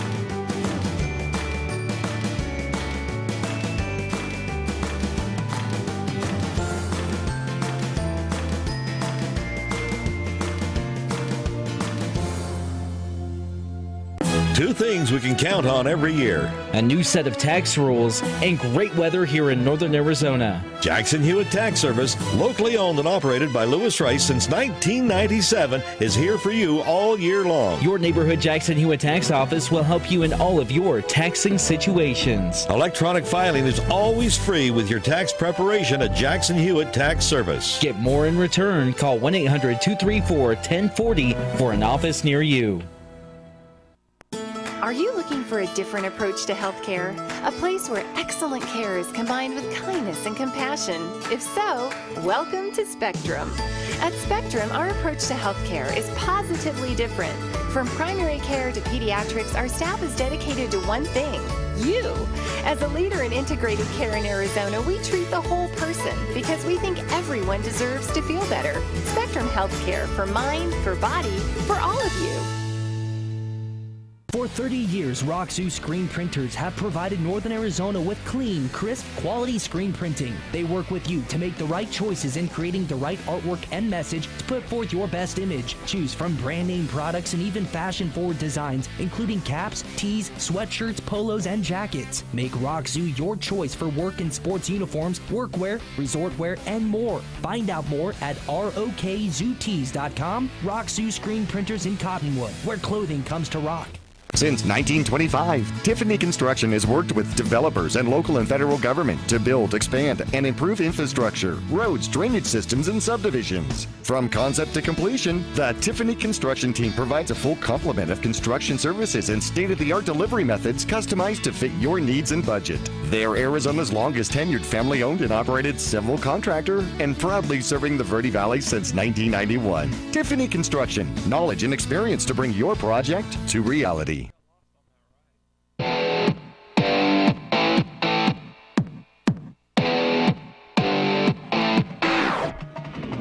The Mohave Thunderbird Band on the field out here in Bullhead City. Glad you're along with us for Mingus Marauder Football on KYBC AM 1600, 96.3 FM, myradioplace.com, Verde Valley TV, Suddenlink Channel 2, Cable 1 Channel 56, and I need to breathe. Man, that's a lot of places you can catch Mingus Marauder Football. Carson Sandoval along with me. And before we go through individual stats, not the game we were really looking for. 8-6, not the game we expected. No. As Mohave has definitely stepped up and decided they're going to be a contender here for the Grand Canyon region. Yes, a very improved defense, but, not the only low-scoring game in the division tonight. As we look through some scores here, we'll start off with Higley, who actually last week had a huge win, 68-6 over Estrella Foothills. Tonight at Apache Junction, they're only winning 8-0. High-powered offense like that, they're used to averaging over 40 points a game. 8-0 at the half, that's pretty impressive from Apache Junction. And Cactus Shadows up 7-0 against Moon Valley, and they actually lost to Cactus last week, facing Cactus third-string quarterback. And Cactus actually tonight is leading St. Mary's 14-0. So after they lose their two quarterbacks, their starting quarterback and their second-string quarterback against Mingus, a great job of rallying around their third-string quarterback and stringing together some wins. And then we look at this game here, Saguaro against Sunrise Mountain in a tight one, 14-6. That'd be a one to keep your eye on. We'll keep you updated with that score here. Yeah, and of course, Sunrise Mountain is going to be the last game on the schedule for the Mingus Marauders before any potential playoffs. And so if they're hanging with Scottsdale Saguaro there in the first half, 14-6, that makes the heart start to flutter a little bit. Of course, just a bit. Saguaro took down Higley by a score of 42-14 a couple of weeks ago. Yeah. So, interesting things happen. I kept looking around for the full moon. What's going on with all of these low-scoring games here? Yep. I mean, it's quite interesting. You've got Coconino, I think, right now over Winslow at the moment, who lost to this Mohave squad 21-0 last week. Yeah, up 7-0 over a tough Winslow team this year.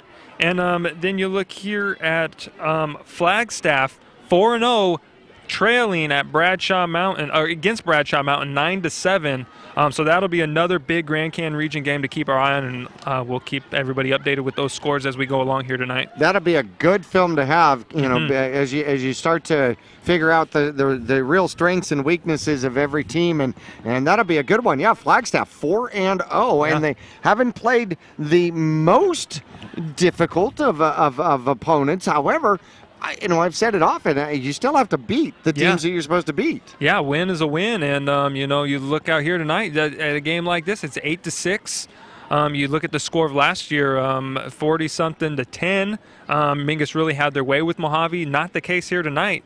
That's why you go out, you respect your opponent every week. You go out there and you give your best effort because you never know what effort you're going to get from the other team. And tonight, Mojave's bringing it. Yeah, they certainly are. No doubts about it. And you know, I was going to actually go online and I was going to go to Matt Says Yes. And I was going to ask the question, will Mingus score in their first drive here in the second half, and see what Matt says? Because according to the website, Matt says yes at Oxendale all of the time. And of course, you can find all sorts of deals, phenomenal specials going on right now with Jeeps. We had Travis Reed on with us last week and brought us the pirate garb, as they were basically telling everybody you've got treasure chest worth of savings available and all sorts of phenomenal rebates right now, and you can find them all at Oxendale Chrysler Dodge and Jeep on the 89A bypass in Cottonwood or online at MattSaysYes.com. MattSaysYes.com. We're going to take a break. We got individual stats coming up as the halftime report starting to roll down. We got about 4 minutes left before kickoff. So stay where you are. We're back after this.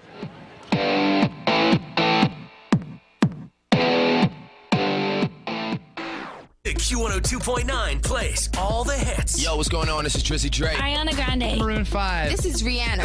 I'm Shawn Mendes. Hey, it's Bruno Mars. Ed Sheeran. What's up, guys? It's Justin Bieber. You're listening to The Weeknd. Start your day with Brian James in the morning. You'll get at least 10 songs in a row during your ride home with Julie Page. Zach Sang Show. Catch the Zach Sang Show weeknights 7 to midnight. And Kelly Fox weekends on your home for hit music. The Q102.9 and 104.9 in Prescott and Cottonwood. Cliff Castle Casino Hotel. The perfect place to eat. The perfect place to party. The perfect place to laugh. The perfect place to bowl. The perfect place to play.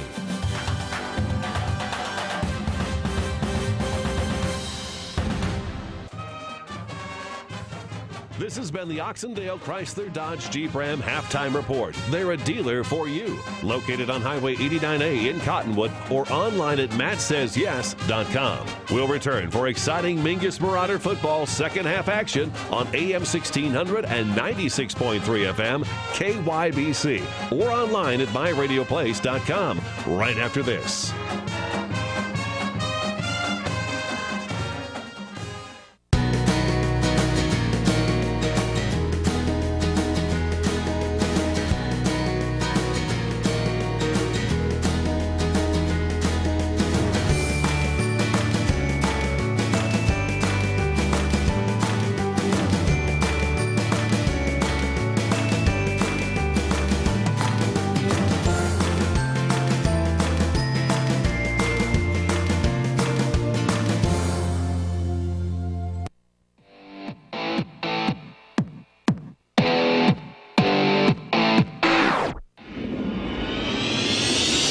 Back here at Mohave High School, I'll tell you what, the Thunderbirds have definitely put together a running game since their number 1 and number 2 quarterbacks have gone down, and the tight end has stepped into the quarterback position.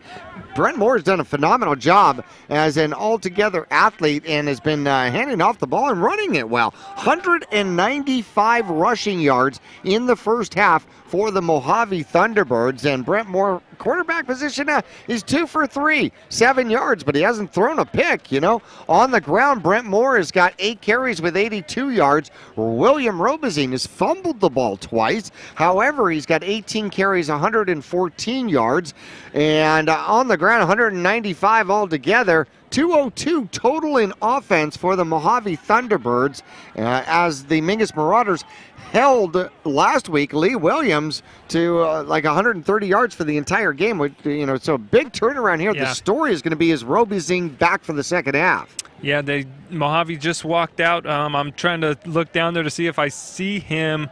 I do see him on the sideline. I don't know if he's going to be. It looks like he's going to run out here for their warm-up sprints. You know, Mingus is. I see them looking over here too to see if they see him out there. He's going to be a big key to this second half.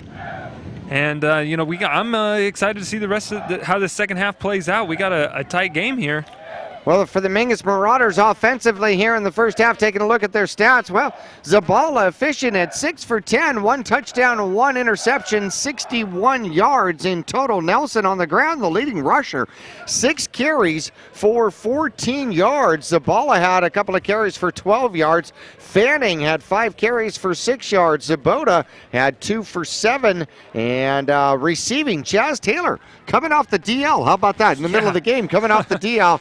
Two receptions for 17 yards. Alex Nelson, the big bullet, 1 reception for the touchdown, 33 yards. And Kendrew Struck had 3 receptions for 12 yards. That included a 2-point conversion out there for the Mingus Marauders. So the passing game haven't been able to get deep, haven't been able to make huge strides and breakaways, except for the one oops. Other than that, they've been pretty decent defensive coverage out there by Mohave. Yeah, they forced Mingus into a lot of 4th down situations, and Mingus has done a good job converting on those 4th downs and was able to keep that drive alive towards the end of the second quarter there and take over the lead here in Mohave. 8-6, your halftime score. Mingus is going to get the ball first here in the second half. Adrian Silvestri, a sophomore, is going to be kicking off. Last time, kicked it off short and came down to Nick Blaneras right around the 20-yard line. Let's see if he's got more boot this time. And he does. He puts this one a little bit deeper. The back is going to get it. It's going to be Nelson. Nelson looking for a lane and gets caught up right about the 28-yard line, drags the tackler across the 30 to the 32, and they're going to mark him at the, let's see where they mark him. And that's where Mingus is going to start. They're going to mark him inside the 31. Where are they going to mark him? Yeah, you never know here just tonight. Inside the 30, yeah. On those kickoff returns there, Nelson doing a great job getting upfield there, but you do miss Tyler Kelly back there. That's where he really makes his mark on these games. Well, he's just hard to tackle with that first contact.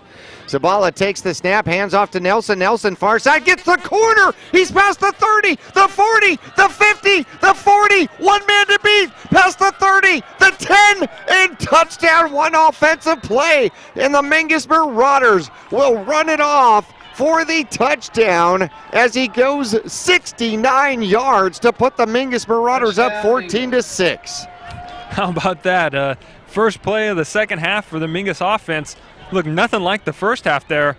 I don't think the Mingus had a run for over 10 yards in the first half there, and Nelson takes it the distance.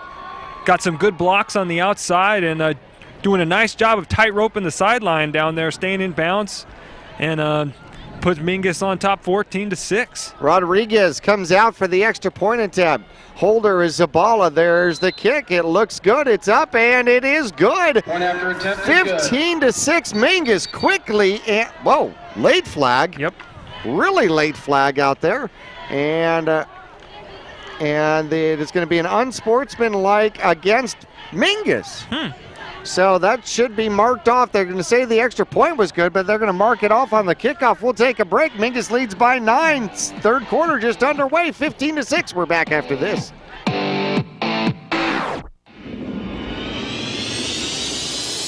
Starting in the late 1920s, Grandpa Gettle and his brothers laid the groundwork for what would become a family legacy. Almost 100 years and 100 patents later, Gettle's High Desert Mechanical continues to raise the bar of quality heating, cooling, and plumbing products and services in the Verde Valley. Call Gettle's High Desert Mechanical, heating, air conditioning, and plumbing at 567-2200 or online at GettlesHDM.com, providing solutions for your comfort. Don't settle, get Gettles, and go Marauders.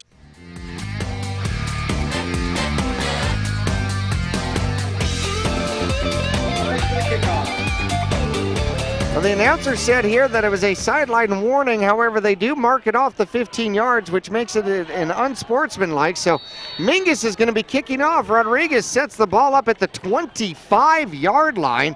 Automatically, Mohave will have a great field position to start off. Deep men are sitting at the 23-yard line already. Yeah. Rodriguez comes up to the ball and puts a boot into it and rolls it down the field, and they're going to bobble it, pick it up at the 26-yard line, come to the near side looking for somewhere to go, and out of bounds above the 40 at the 43-yard line. Mohave will start another drive in really, really good field position. Actually, a great kick there, a little squib kick that was tough to field for the return men of Mohave, and you know, actually they could have had that ball if they picked that up cleanly on Mingus' side of the field, but a good job of getting down there by the contained men for Mingus and making the tackle. See if Mingus has put together any defensive adjustments out here. One receiver to the far side, power I, same lineup here for Brent Moore and Mohave. There's the running back. It's going to be Robazine. Robazine's back in there, hit behind the line of scrimmage and falls forward, obviously, for 2. Yeah, so that was Robazine right there being tackled by Hayden, and both of those guys had to leave in this game with injuries at the time, but glad to see both of them back out there and making plays. Amen. Gabe Meyer comes back in for the Mingus Marauders, and he's going to be here on the line. He wasn't starting defensively. It looks like he might be starting to go both ways here for the Mingus Marauders. There's the snap, and they hand it off. Robazine caught in the backfield and taken down this time. And a great tackle out there as Streck just cuts through the defense like hot knife through butter. And that's going to bring up a 3rd and 11, and a loss of 3 on the play. That was Martinez, number 43, flying up from his linebacker position and just putting the smackdown on Robazine. Ah, okay, so that wasn't Streck. No. Yeah, that was Martinez. All right, number 43 and 44. You can't do that to the poor announcer. Power I once again. There's the snap. There's the handoff. Cutting through the middle. A big gaping hole for the Mohave Thunderbirds, and running the ball a huge back. Number 42 with the carry. That's Daniel Madero.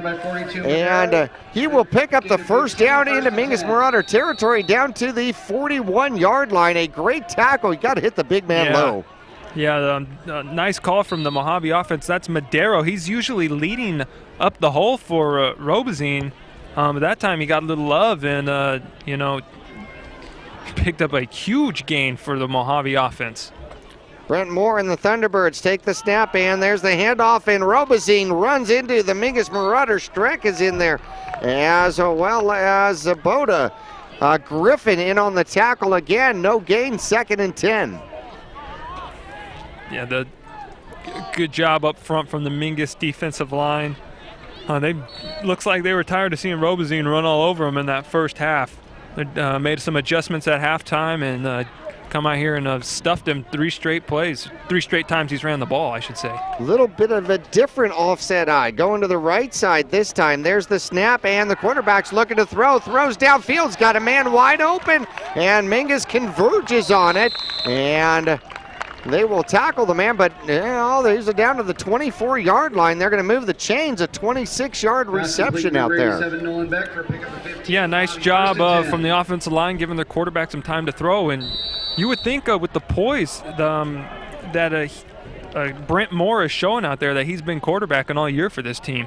16 yards on the reception to back the receiver out there. They move the chains just outside the Mingus Marauder red zone once again. Brent Moore takes the snap, hands it to the big man, and the big man makes a move to the outside. Lake is chasing him down, gets some help as Mingus converges, and off tackle to the far side, picks up 4 for the Thunderbirds. Nice pickup from Mohave on first down there. The big man's got some quick feet. Tough to bring down. Yeah, when a big man who's from this angle, a good solid 200 pounds, is going to start doing spin moves on you. He was spinning out there. Holy cow, are you kidding me? With ease. 2nd and 6 for the Thunderbird squad, and there's the snap. It goes right up the middle once again to Robazine, and he'll dive forward here for that quick dive, making it 3rd and manageable, 3rd and 5. Give him 1 on the carry. And I would say that Mohave is in 4 down territory, judging by how they played out the the first half, not choosing to kick a field goal. They're looking to put the ball in the end zone. Madero comes out. They do 2 receivers to the near side as the quarterback looking to take the snap in shotgun. There's the snap. He's running. He's coming to the near side. Mingus converges, but he will get a first down just outside the Mingus Marauder 10. Coming off tackle to the near side, picking up 7 is Brett Moore. Picks up the first down. First and 10. So Mingus comes out on their first play on offense, scores a touchdown, and Mohave comes out here and they decide they don't want to do it in one play. They want to methodically take their time, come down the field, and try and score. See if this will be another opportunity for Mohave in the red zone. See if Mingus can come up with another big stop. Eden Clark once again are the Thunderbirds. There's the quarterback. He's looking to throws to the near side, and Mingus converges, able to knock down the receiver, but a quick pass to number 83 puts the ball down. Second and, looks like 1 from the 4-yard line. Yeah, Mohave deciding to go with some different play calls here in the second half, opening up the playbook and definitely seeing more passes here just in this drive alone than we saw in the first half. Well, they can still get a first down at the 4-yard line. Quarterback keeper into the end zone and touchdown. Martinez not able quite enough to get there. And 15 of the 12. The score here with 6.5 minutes left to go. The quarterback just cut it up underneath and got his blocking. They were able to contain that outside, and it is now a 3-point game. And we'll see if they're going to go for 2 on this one. Yeah, it looks like they are going to line up to go for it. I'm guessing they're calling Robin his number here. Robazine is definitely in the backfield. There's the snap, and they're going to give it to the big man. Mingus will just group pile tackle and deny the 2-point conversion as Madero got the handoff, and Mingus was ready for that one, and it goes no good, so it remains a 3-point game, 15-12, 6.5 minutes left to go in the third quarter. We'll return to Mohave High School after this.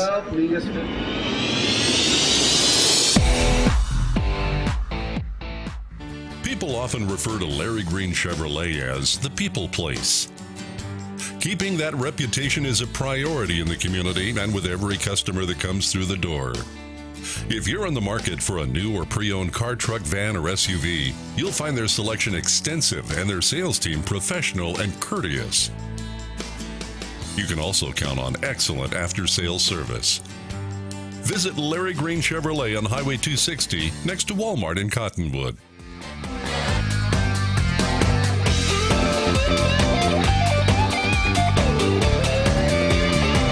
Mingus looking to get the ball back here from Mohave, and here's the kickoff. It goes deep, it'll come down, and it is taken by Blaneras on the near side. He stumbles and falls, gets past the 25, and out to about the 26-yard line. Slipped in that 9.5-inch grass. No, it's actually about 3.5 inches. Yeah, sometimes you just footing isn't where you need it. And you go down, and Mingus takes over on their own 25. Yeah, they're going to put it at the 25 when he fell down at the 26. All right, so Mingus, one play from offense. Nelson on a pitch to the far side scored the touchdown. And so Mingus gave up the touchdown here, a long drive, 56 yards from Mohave, and Mingus's offense is back out on the field.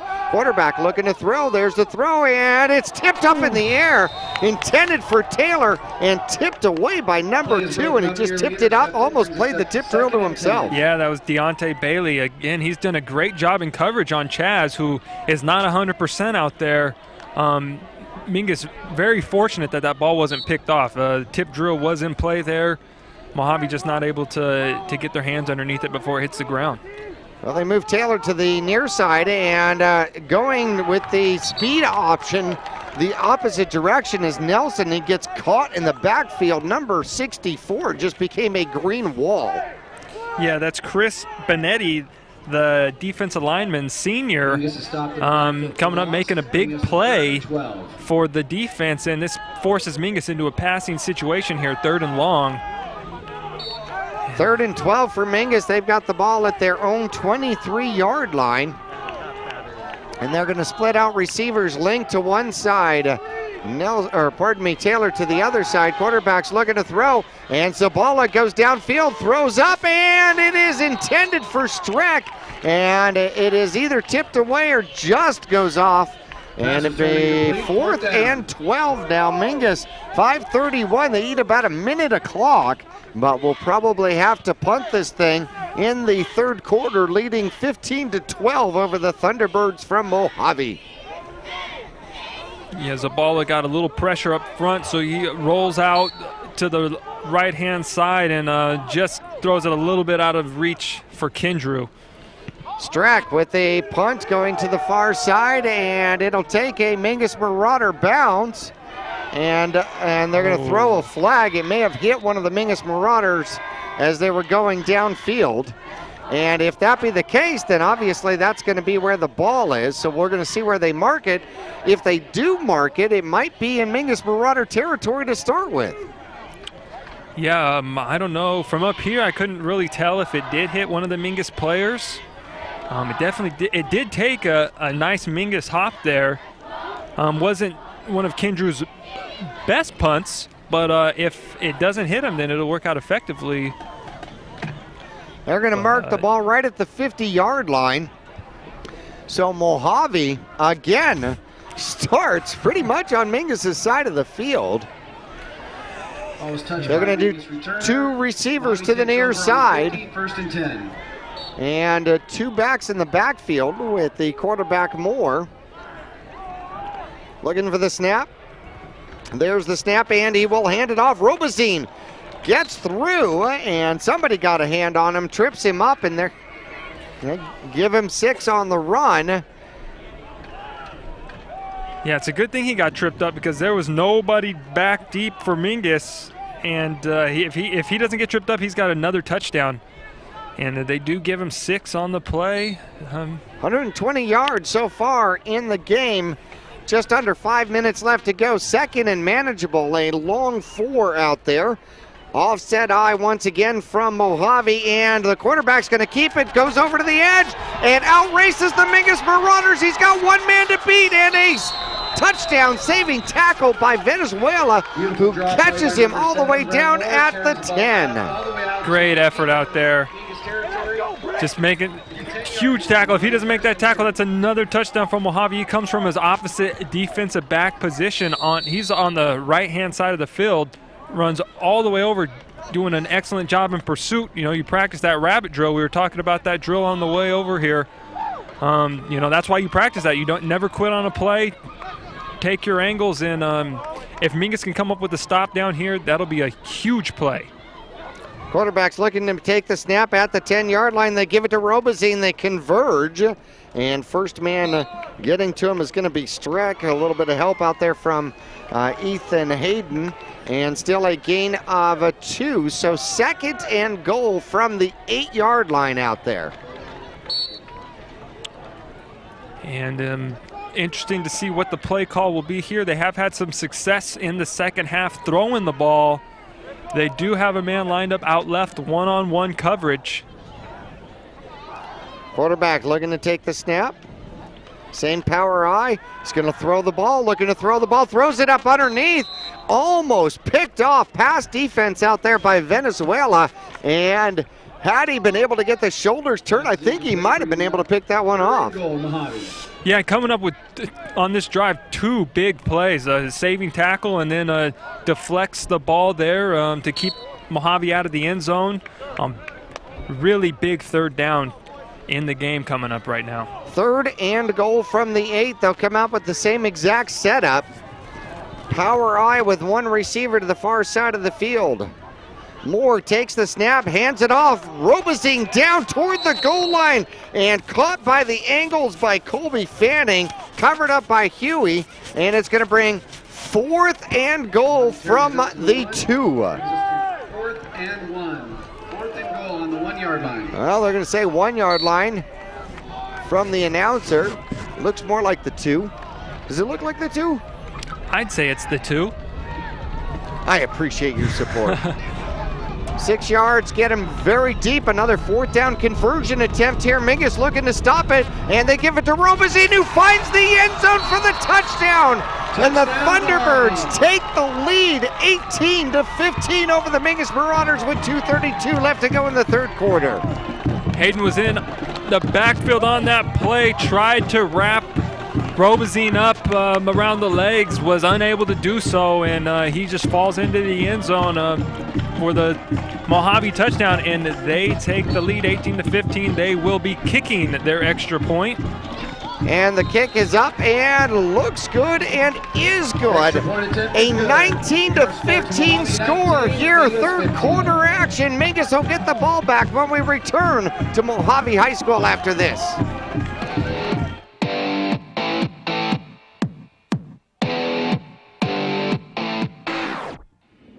Pond Palace offers a wide selection of jewelry, electronics, musical instruments, firearms, and much more. And if you need money for that unforeseen financial burden, Tanner, Natalie, or Rob can get you a loan using your valuable items and collectibles.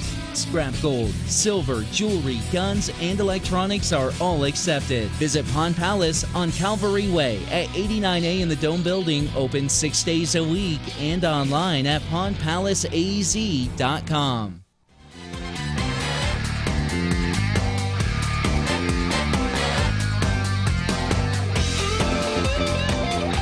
Here comes the kickoff, and it's going to go to the far sideline. Nelson's going to pick it up, looking for somewhere to go. He'll ditch off to the right, got a couple of blocks, cuts it up underneath, runs into a sea of green out there, and flags fly everywhere. I got distracted by the yellow. Yeah, they were raining flags.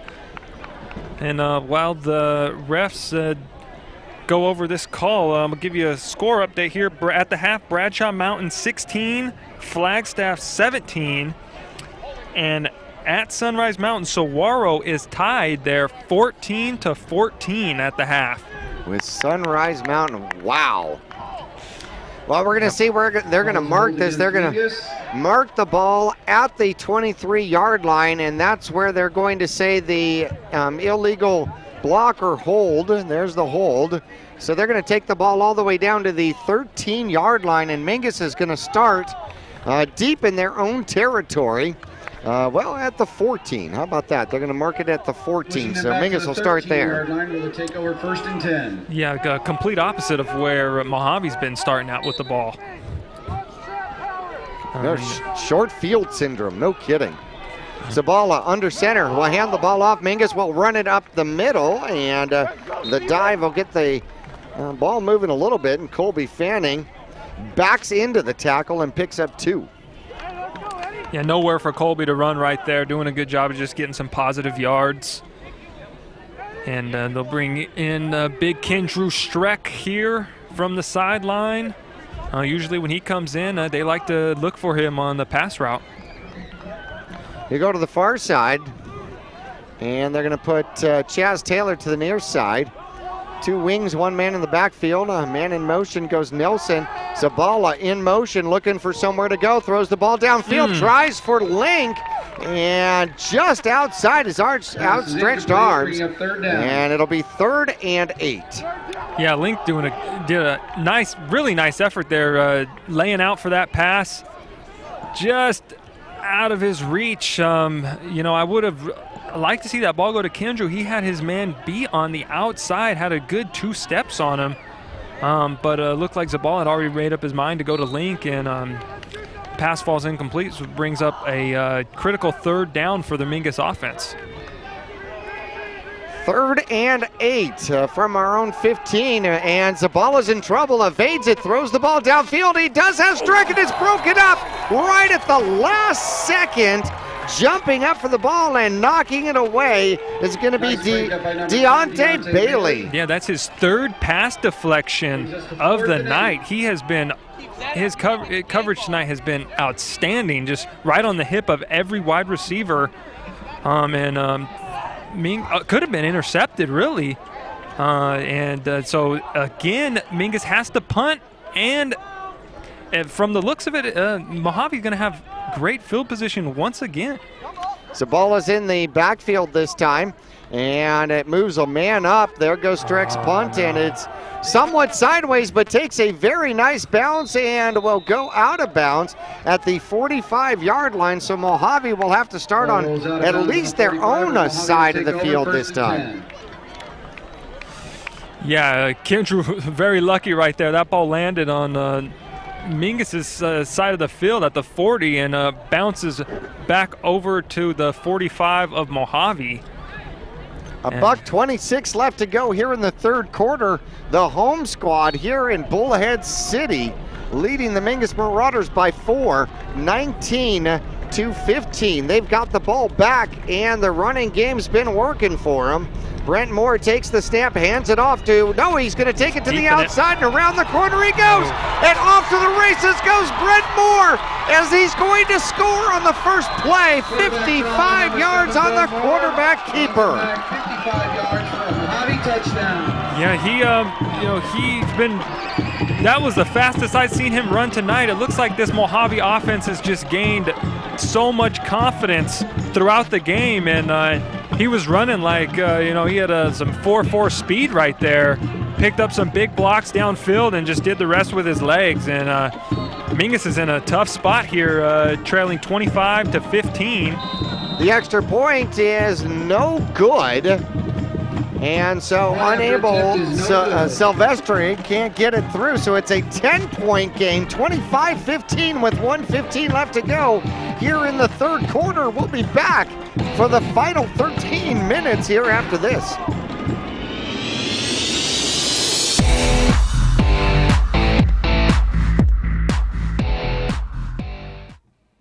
You'll get more miles for your money at Reese's Tire and Automotive Tire Pros. It starts with matching the right tire for you, your vehicle, and driving habits. And continues with expert brake, alignment, and warranty services to extend the life and performance of your vehicle. And to serve you better, we now offer King Cobra custom exhaust systems.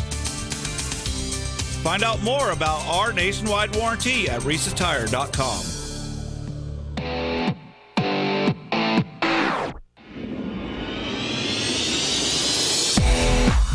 Here comes the kickoff from Mohave, way offside. Thank you.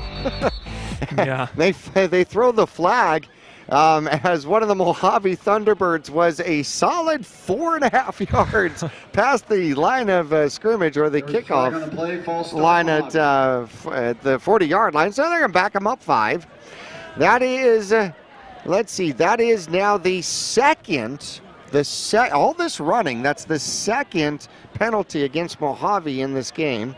So 2 penalties for 15 yards. And they're going to line it up and kick it again. So Mingus trying to get a decent run back here. Down by 10. Time starting to become an issue. 1:15 left to go in the third quarter. And there's the kickoff again coming down to the Mingus Marauders. It is received, and Nelson tries to find a seam, finds a seam, and gets himself across the 40 down to about the 43-yard line. Yeah, so this will be really Mingus's best starting field position of the night. They really need to take advantage of this. It's like you said, this third quarter's coming to an end, and you don't want to go being down 10 in the fourth quarters, that's not ideal. But it does set the stage for the comeback. Okay. That is true. That is true. Absolutely. All right, Mingus's offense comes out, hopefully looking to place some blocks here and try to get a running game going back for the Mingus Marauders. As they've got one wing to the far side. They hand off. Colby, no. Quarterback keeper, Zabala pitches to the outside. There goes Nelson down the sideline. He's got a couple men to beat, and he's not going to beat them all, but I'll take it into the Mohave territory and get down to the 35-yard line. Yeah, Zabala running that option perfectly, holding on to that ball to the last possible second, and took a nice hit. Perfect pitch out to Nelson, who turned on the speed there outside, and if he had a little bit more room, could have had an even bigger gain, ran to that sideline over there. Mingus puts a man in motion. It's Nelson to the left side. He's got blocker out in front of him and gets hit by the second man and hard. And picks up about 3 or 4. Had a blocker, but there were 2 to block, and the second one that wasn't blocked did the tackling. Yeah, that was Lincoln Taylor to the near side of the field here with 2 good blocks, but one man uncalled for out there, and he does a great job of wrapping up Mingus's running back and bringing up the second down here. 2nd and 6, Mingus in the territory. There goes Colby Fanning. He bounces it to the outside, down the sideline and into the end zone as he flips. And a touchdown for Mingus from the 37-yard line. And Mingus quickly comes back on the ground and scores. Longest play from the line of scrimmage here from Colby Fanning this season. Just beautiful effort from Fanning there. Does a little somersault into the end zone. Doing an excellent job of staying in bounds, walking that sideline over there, outran the defensive backs. And this right here will be a big extra point for Mingus. Rodriguez comes out. There's the hold. A good snap. It's up, and it is good.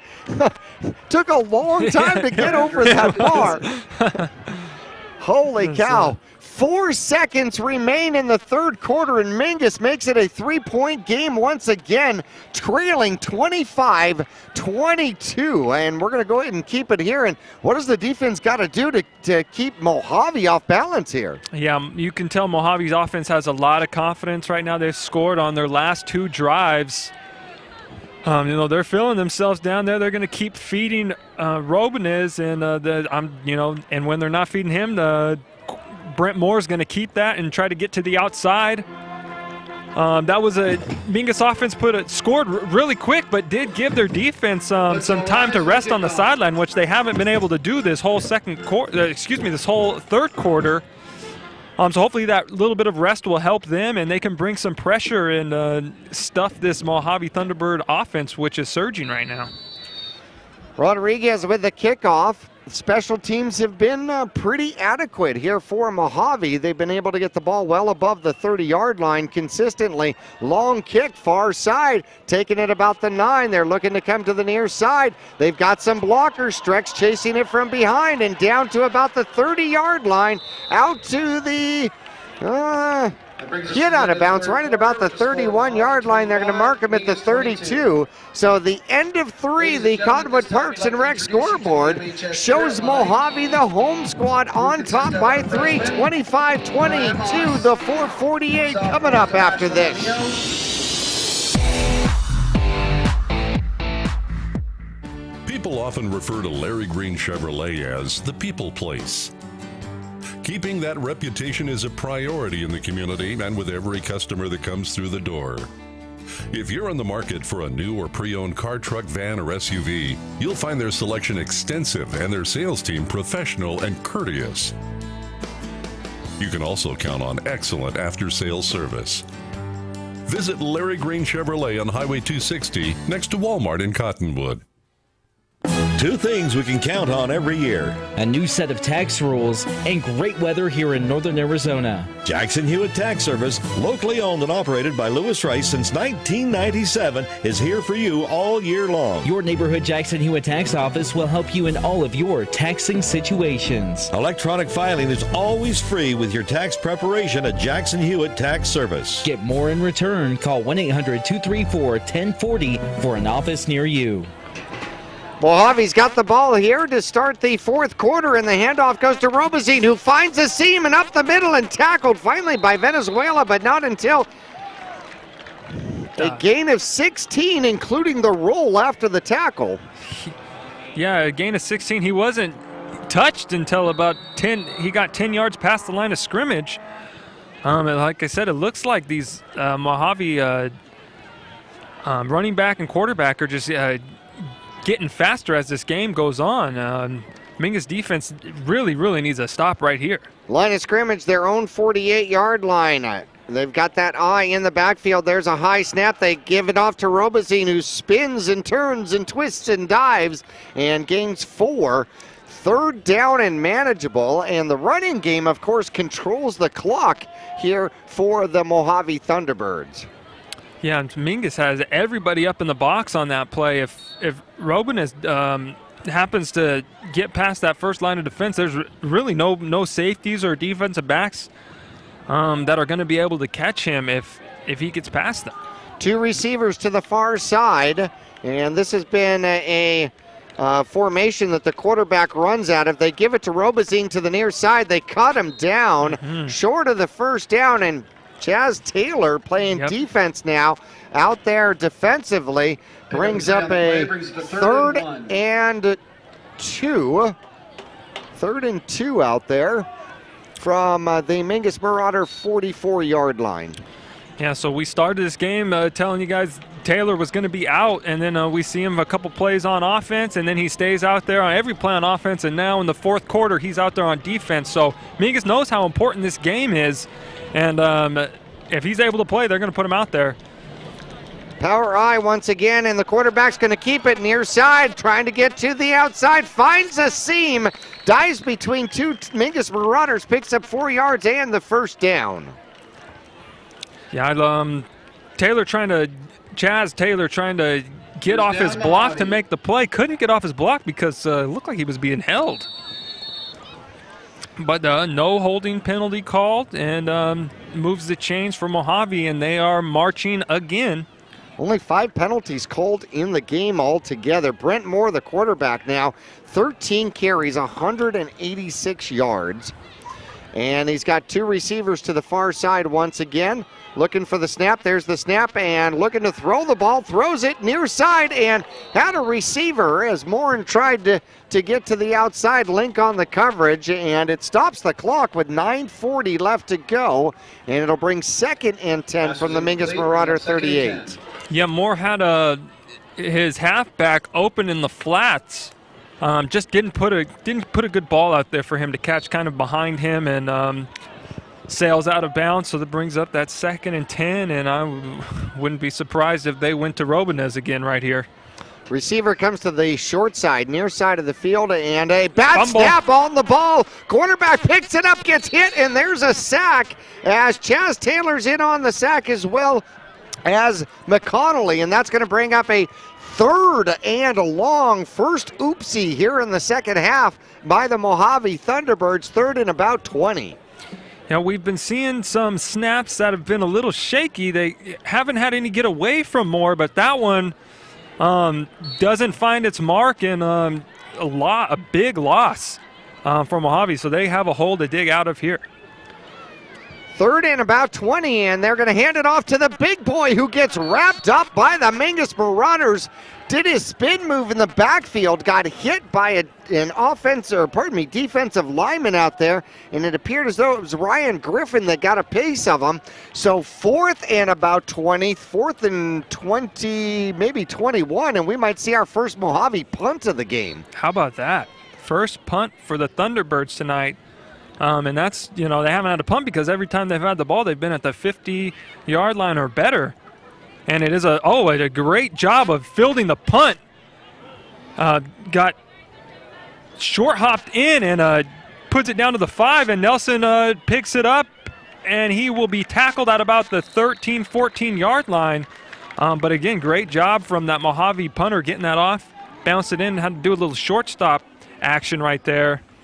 Just kind of set in the high grass, right? Yeah. Kind of like when you hit the golf ball out of bounds, and it just kind of slows down in that high grass, and it did, and came right down to about the 4-yard line. And a lot of times when that ball's over your head like that, you're going to let it go as a punt returner. But Nelson very wisely went over to go see what's going to happen, and it died. So he picked it up and got his team at least 9 yards away from the end zone. So first down for the Mingus Marauders at their 14-yard line, down by 3, 25-22, 8:23 left to go here in the 4th quarter.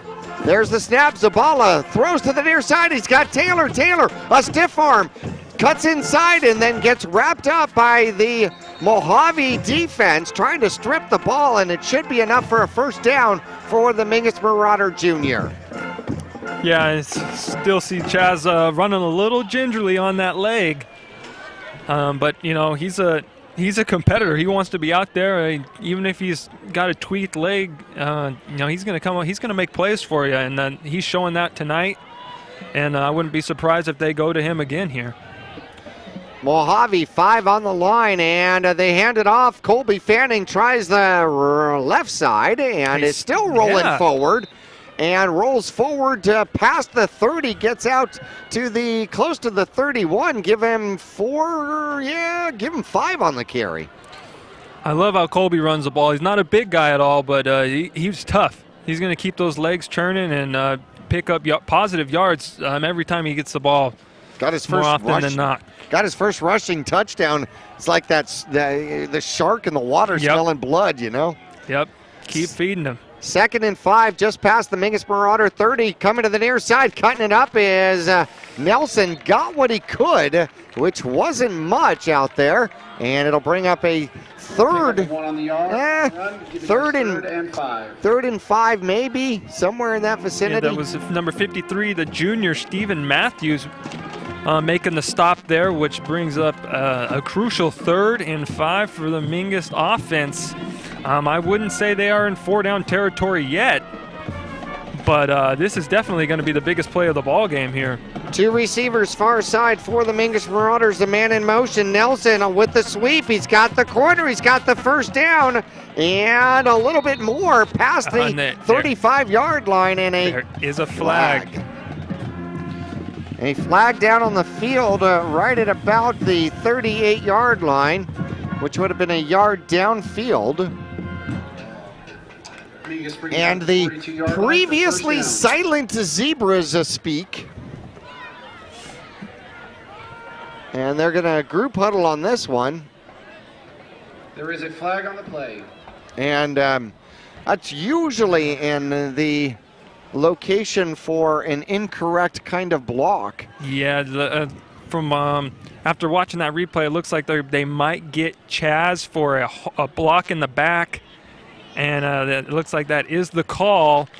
You know, that's really hurts Mingus right there, because that's going to put them in a 3rd and long situation here. Most likely going to be a pass play, and I would keep it away from Deontay Bailey's side. He's been the best defensive player tonight for Mojave's defense. I would not throw his way. To the near side here, we got Chaz Taylor one-on-one with the sophomore. Let's see if Zabala looks his way. 3rd and 13, 3rd and 14. Zabala looking downfield, goes up top for Chaz Taylor. Chaz Taylor catches the ball and out of bounds. A phenomenal catch, and they give it to him at the 45-yard line of the Mohave Thunderbirds. Yeah, just a beautiful ball from Zabala there, putting it right where only Chaz can make the play, and Chaz making up for that block in the back, as I figured he would. He's just out there. He makes plays, and good job from the offensive line, giving him Zabala time to put up that beautiful pass. And the quarterback's going to keep it, find the edge, and Zabala will dive forward and move it by 3 yards. 6 minutes left to go, 4th quarter. Mingus trailing by 3, 25-22. Yeah, that 3rd down completion to Chaz could be it. If Mingus is able to score on this driver, that's going to be the play of the game. You know, to pick up the 1st down, then get it called back with a block in the back penalty, and just, you know, keep your composure and come back the next play. That's great football. 2 receivers on the near side. Zabala looking to go downfield, and he gets the ball away, and it goes incomplete. He goes to throw the ball and was actually in the process of throwing the ball and got hit right in the face mask. I mean, literally right in front of him. So it's going to be 3rd and 7 from the Mohave Thunderbird 43-yard line. Yeah, that could have been really bad right there for Mingus. Zabala able to get his arm going in the forward motion of a pass, because if not, you know, that could have been a fumble. You know, he's got 2 guys in his face there. Maybe a little hands to the face on the quarterback. I don't know. 5:22, another 3rd down conversion for the Mingus Marauders. Mohave Thunderbird 43-yard line, the line of scrimmage. Zabala takes the snap, they'll hand it off. Nelson cuts up underneath and gets caught, breaks away and scampers forward, and it's going to be close. It depends on, the spot is not favorable. And they're going to put it down, a 4th down, the ball at the 36.5-yard line. So they're going to say 4th and 1, 4th and 2 maybe? How about that effort from Nelson? Not giving up. Looked like he was going to be stopped for maybe a 2-yard gain, but just keeps his legs moving and picks up a Zabala with the quarterback sneak, and he looked at that. You see, the middle linebackers came in and converged in the A gap, so he took it and went around the tackle, right to move around the chains. outside. What a heads-up play by the junior. You know, he runs that quarterback sneak really well. You know, he's not afraid to get his helmet, get a little paint from that green paint on his helmet. 4:40 now left to go as the clock starts to move again. Mingus moves the chains at the 32-yard line, and the Mohave Thunderbirds down by 3. There is the snap and the run up the, kind of off the tackle, and Colby Fanning will pick up 2 as he twists and turns and gets his back into the tackle. So 2nd and 8 as we're approaching 4 minutes left to go. Yeah, again, the play before Mingus picked up the 4th down conversion, just a tremendous effort from Nelson. Quarterback looks to throw, throws to the near side. Streck, it was thrown high, got the hands up, and didn't quite come down with it. So 3rd and 8 from the 31-yard line. Yeah, you usually see Kendrew bring those in. That ball had a little heat on it from Zabala. But a missed opportunity there for Mingus, and that brings up a long 3rd down here. And Chaz Taylor coming back into the game. And they're going to put him out here to the near side of the field. Kendrew out far. Well, they're going to spread it out a little bit. 2 wings, 1 man in the backfield. Definitely a 4-down territory. Link goes in motion. Quarterback throws near side. Chaz Taylor goes down for it. It is a catch inside the 20. Should be enough to move the chains at the 19-yard line.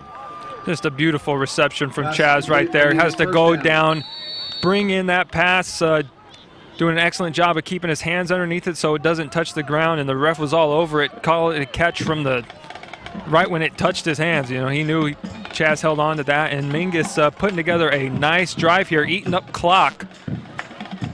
19-yard line, there's the snap as there goes Nelson near side, cuts it inside, he's got a man to bleed, and he takes away the tackle and scores. Mingus goes up from a 19-yard run by Nelson, 3:31 left to go in the game, and Mingus goes on top. Look at that stiff arm right there at the end on the safety, and able to find the end zone for the touchdown. What a run, just taking over Tyler Kelly's role right there, just throwing defenders off of him.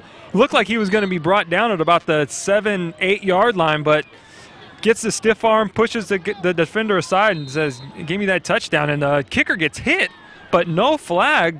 Extra point is good. The extra point is good. And Rodriguez puts it on the board, so Mingus now is up 29-25, 3:31 left to go. The kickoff, and Mohave will get the ball back when we come back after this.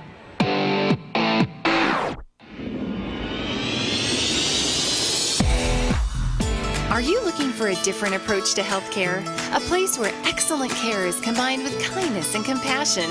If so, welcome to Spectrum. At Spectrum, our approach to healthcare is positively different. From primary care to pediatrics, our staff is dedicated to one thing: you.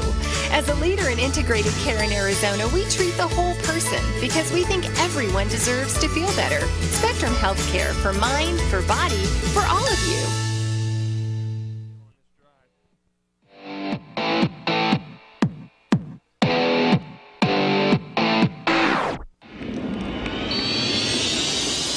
Well, the extra point makes it a 4-point game, which is important, and Rodriguez is going to shoot that line drive down the middle of the field. It'll be taken by the up man, and number 4 gets hit hard as he's trying to bring it back, and that's going to be Anthony Arellano.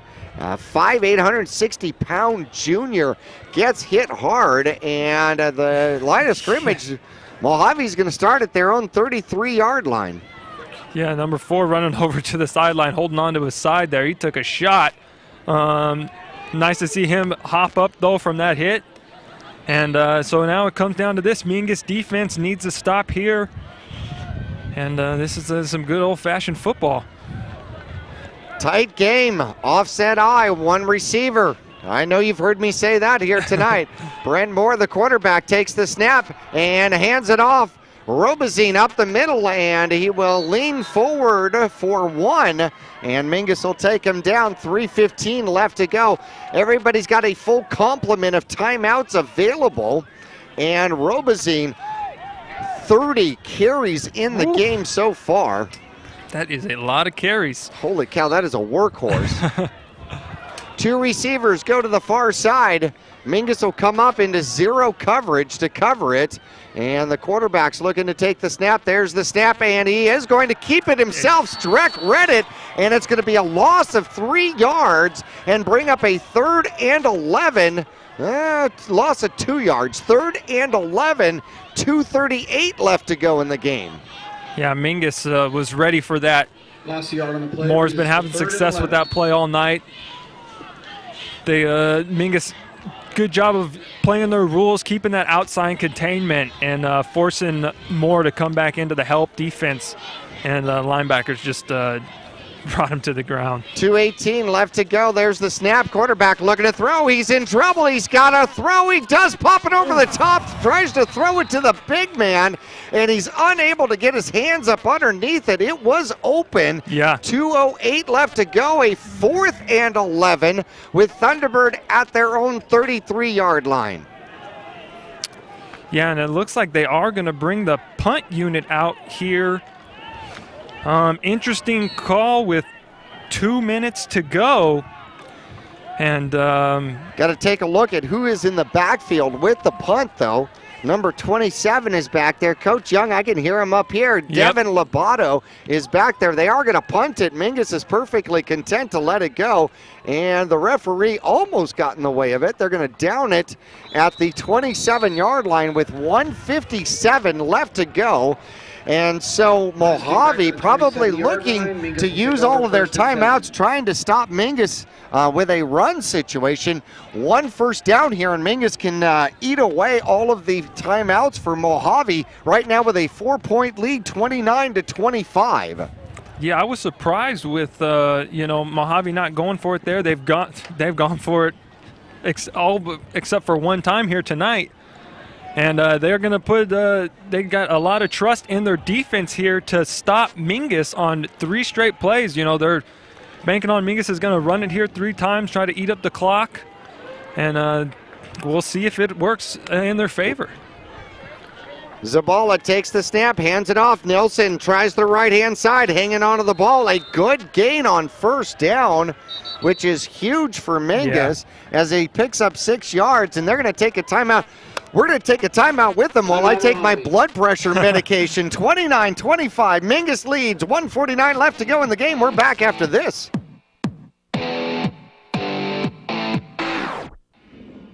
Taylor Waste has been voted the #1 residential garbage service 13 years in a row in Cottonwood and 9 years in a row in Sedona. Why? Because Taylor Waste always offers dependable and efficient garbage service and clean, eco-friendly curbside recycling and positive customer service. Taylor Waste offers a separate recycling container, and our recycling program is clean rather than commingled with garbage.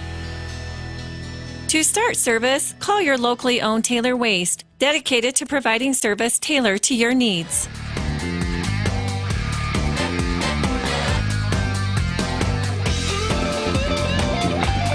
Mingus a 2nd and 4 from their own 34-yard line. Most importantly, trying to run clock with a 4-point lead, 29-25 over the Mohave Thunderbirds. Man in motion, there's Colby Fanning. He's got the first down as he stumbles downfield, and Moore breaking away into Thunderbird territory down to the 46-yard line.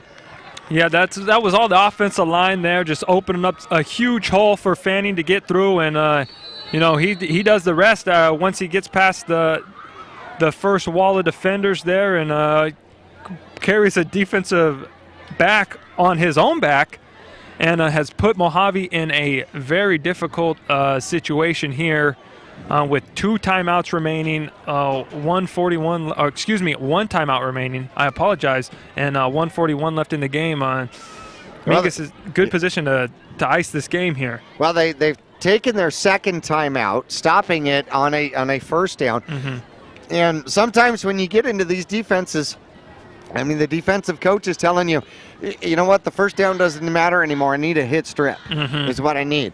And so most importantly, even more than another first down, is hanging on to the ball and making sure that you don't turn over the ball. So Mingus will have first down at the 45-yard line. Colby Fanning with a 23-yard scamper now has 74 yards in the game on 10 carries.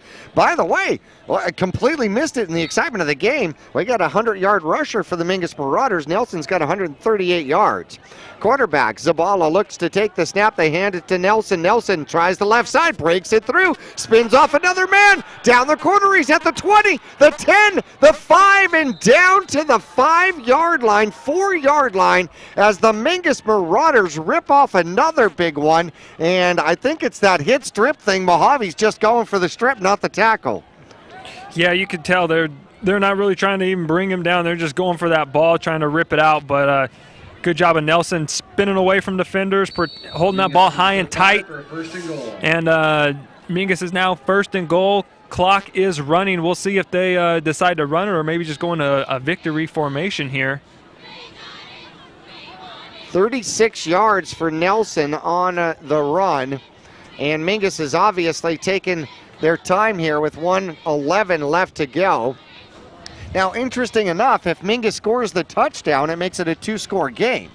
Yes. So it'll be kind of interesting to see if Mingus actually goes for the touchdown or if Mingus is going to take the knee. And they do hand it off. Nelson cuts up the middle, finds the end zone, and touchdown with 51 seconds left to go. Mingus makes it a 35-25 game, a 2-score lead right now for the Mingus Marauders.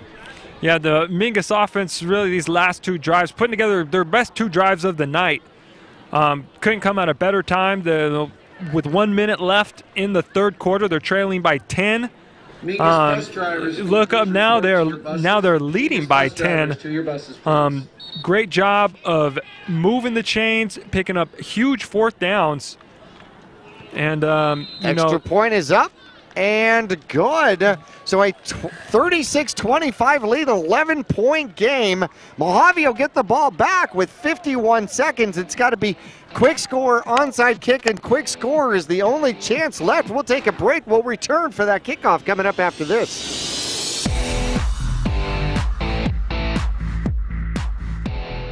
Since 1925, Tiffany Construction has worked with developers and local and federal government to build, expand, and improve infrastructure, roads, drainage systems, and subdivisions. From concept to completion, the Tiffany Construction team provides a full complement of construction services and state-of-the-art delivery methods customized to fit your needs and budget. They're Arizona's longest tenured family-owned and operated civil contractor and proudly serving the Verde Valley since 1991. Tiffany Construction, knowledge and experience to bring your project to reality.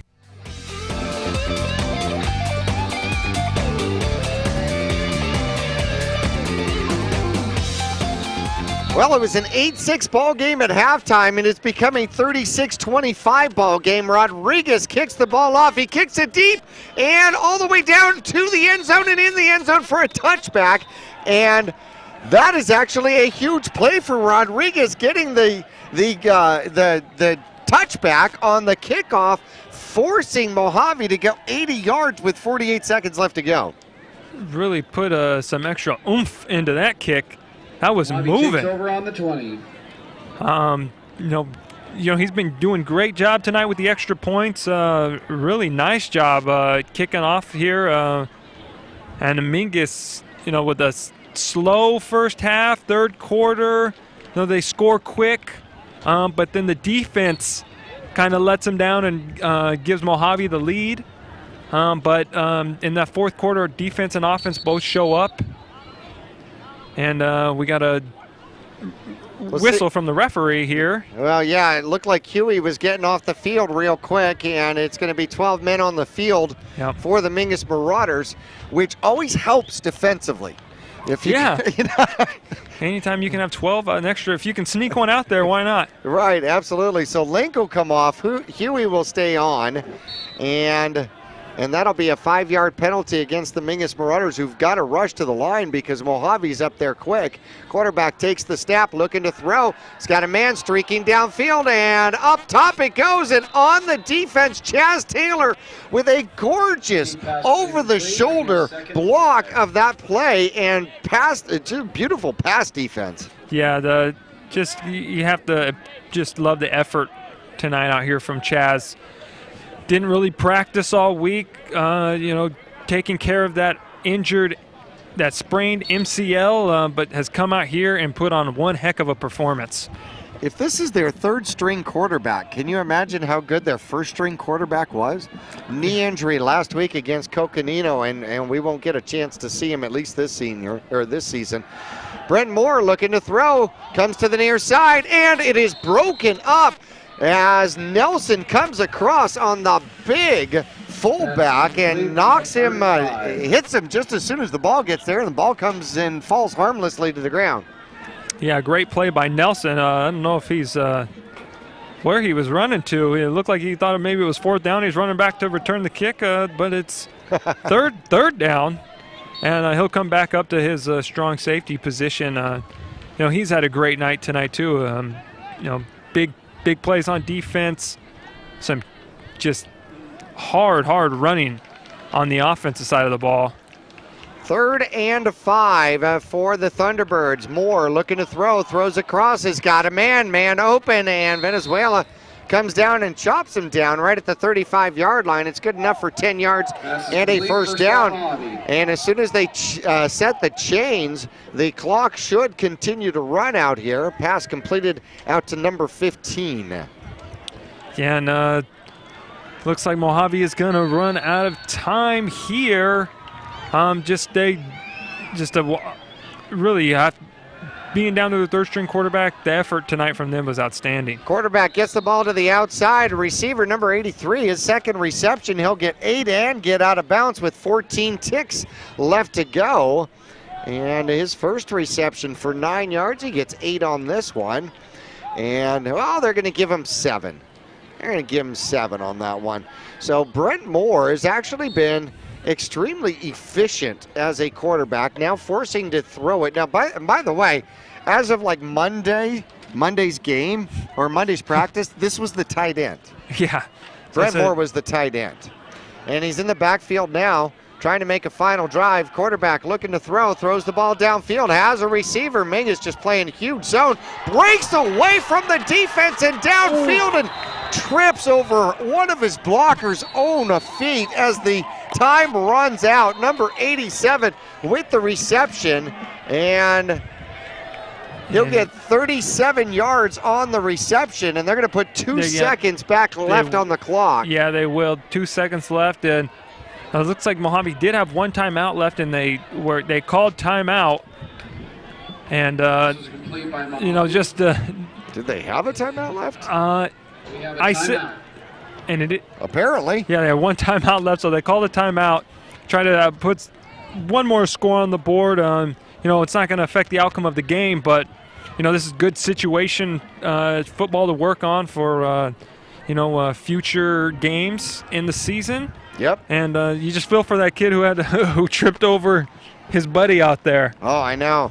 Yeah, Beck had broke away from 2-3 different Mingus Marauders and sometimes in those gang tackles, you end up knocking your own man off the tackle, which is exactly what happened out there. And he spun around, found himself, with eyeballs got big. He saw the end zone and tripped over a man trying to come backward to block for him. So, final attempt out here with 2 ticks left in the game. Brent Moore looks to throw the ball, throws it down a field and almost intercepted. Jordan Huey had the pick right in his hands and unable to come down with it. But great sportsmanship as Beck helps him up off the ground and pats him on the back. Your final score here from Mohave, 36-25, the Mingus Marauders bit off more than they could chew. However, come away with the victory on the long road trip of 4 hours. We'll be back for our Gettles High Desert Mechanical Air Conditioning, Heating, and Plumbing post-game show coming up after this long title. We'll be back. You'll get more miles for your money at Reese's Tire and Automotive Tire Pros. It starts with matching the right tire for you, your vehicle, and driving habits. And continues with expert brake, alignment, and warranty services to extend the life and performance of your vehicle. And to serve you better, we now offer King Cobra custom exhaust systems. Find out more about our nationwide warranty at Reese'sTire.com. If you believe life starts where the blacktop ends, if the power of an engine makes your heart race, don't settle for anything less than Polaris RZR, the ultimate off-road vehicle. With unequaled power, unrivaled suspension, and unmatched agility, all perfectly combined to help you chase down what matters most. Polaris RZR, we fuel your freedom. Cottonwood Motorsports, located on Route 260 and Western Drive. Since 1925, Tiffany Construction has worked with developers and local and federal government to build, expand, and improve infrastructure, roads, drainage systems, and subdivisions. From concept to completion, the Tiffany Construction team provides a full complement of construction services and state-of-the-art delivery methods customized to fit your needs and budget. They're Arizona's longest tenured family-owned and operated civil contractor and proudly serving the Verde Valley since 1991. Tiffany Construction, knowledge and experience to bring your project to reality. The Q102.9 plays all the hits. Yo, what's going on? This is Drizzy Drake. Ariana Grande. Maroon 5. This is Rihanna. I'm Shawn Mendes. Hey, it's Bruno Mars. Ed Sheeran. What's up, guys? It's Justin Bieber. You're listening to The Weeknd. Start your day with Brian James in the morning. You'll get at least 10 songs in a row during your ride home with Julie Page. Zach Sang Show. Catch the Zach Sang Show weeknights 7 to midnight. And Kelly Fox weekends on your home for hit music. The Q102.9 and 104.9 in Prescott and Cottonwood.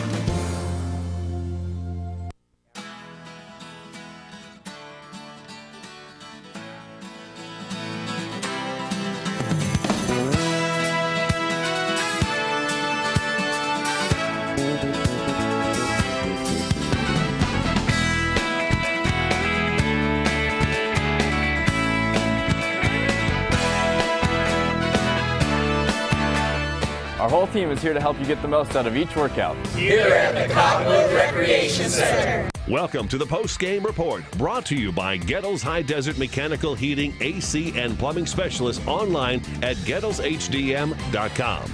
Stick around for the game recap, including Marauder highlights, scores, and stats. And now, let's head back to the press box. Here's your announcers, Jackie Bessler and Carson Sandoval. Well, Mingus doing the fight song out there on the field here at Mohave. And I was just telling one of the film ladies up here for Mohave, this is the best Mohave team I have seen since I've been doing Mingus Marauder football. The Thunderbirds put up an incredible fight, and late in the third quarter still had a 3-point lead, 25-22. Mingus able to bring it around and win 36-25, scoring very late in the fourth quarter. And this coaching staff for Mohave has done a phenomenal job turning this program around. Yeah, I was very impressed with the effort that they came out and played with, the enthusiasm, and like you were saying earlier in the broadcast, they believed in themselves. They had confidence. You could tell that their camaraderie together was great. Even on their third-string quarterback guy comes in, hey, Tuesday, hey, you're going to play quarterback this week. Right. But, Coach, I've been catching passes at tight end. Right. I don't care. You're playing quarterback. He comes in, looks like he's been quarterbacking all season for him. And, for this Mohave team, they got a lot of things to look forward to. Oh, no doubt. So this team, and it's a young team. A lot of sophomores on this team, playmakers, a lot of juniors on this team, playmakers. So there's a lot to look forward to for the Mohave Thunderbirds, and they're certainly going to play a role in the Grand Canyon region so far. Right now they fall to 1-2, 2-3 overall, and Mingus now also becomes 2-3 with back-to-back victories, most importantly, both of them in the Grand Canyon region. So they'll go 2-0 in the Grand Canyon region.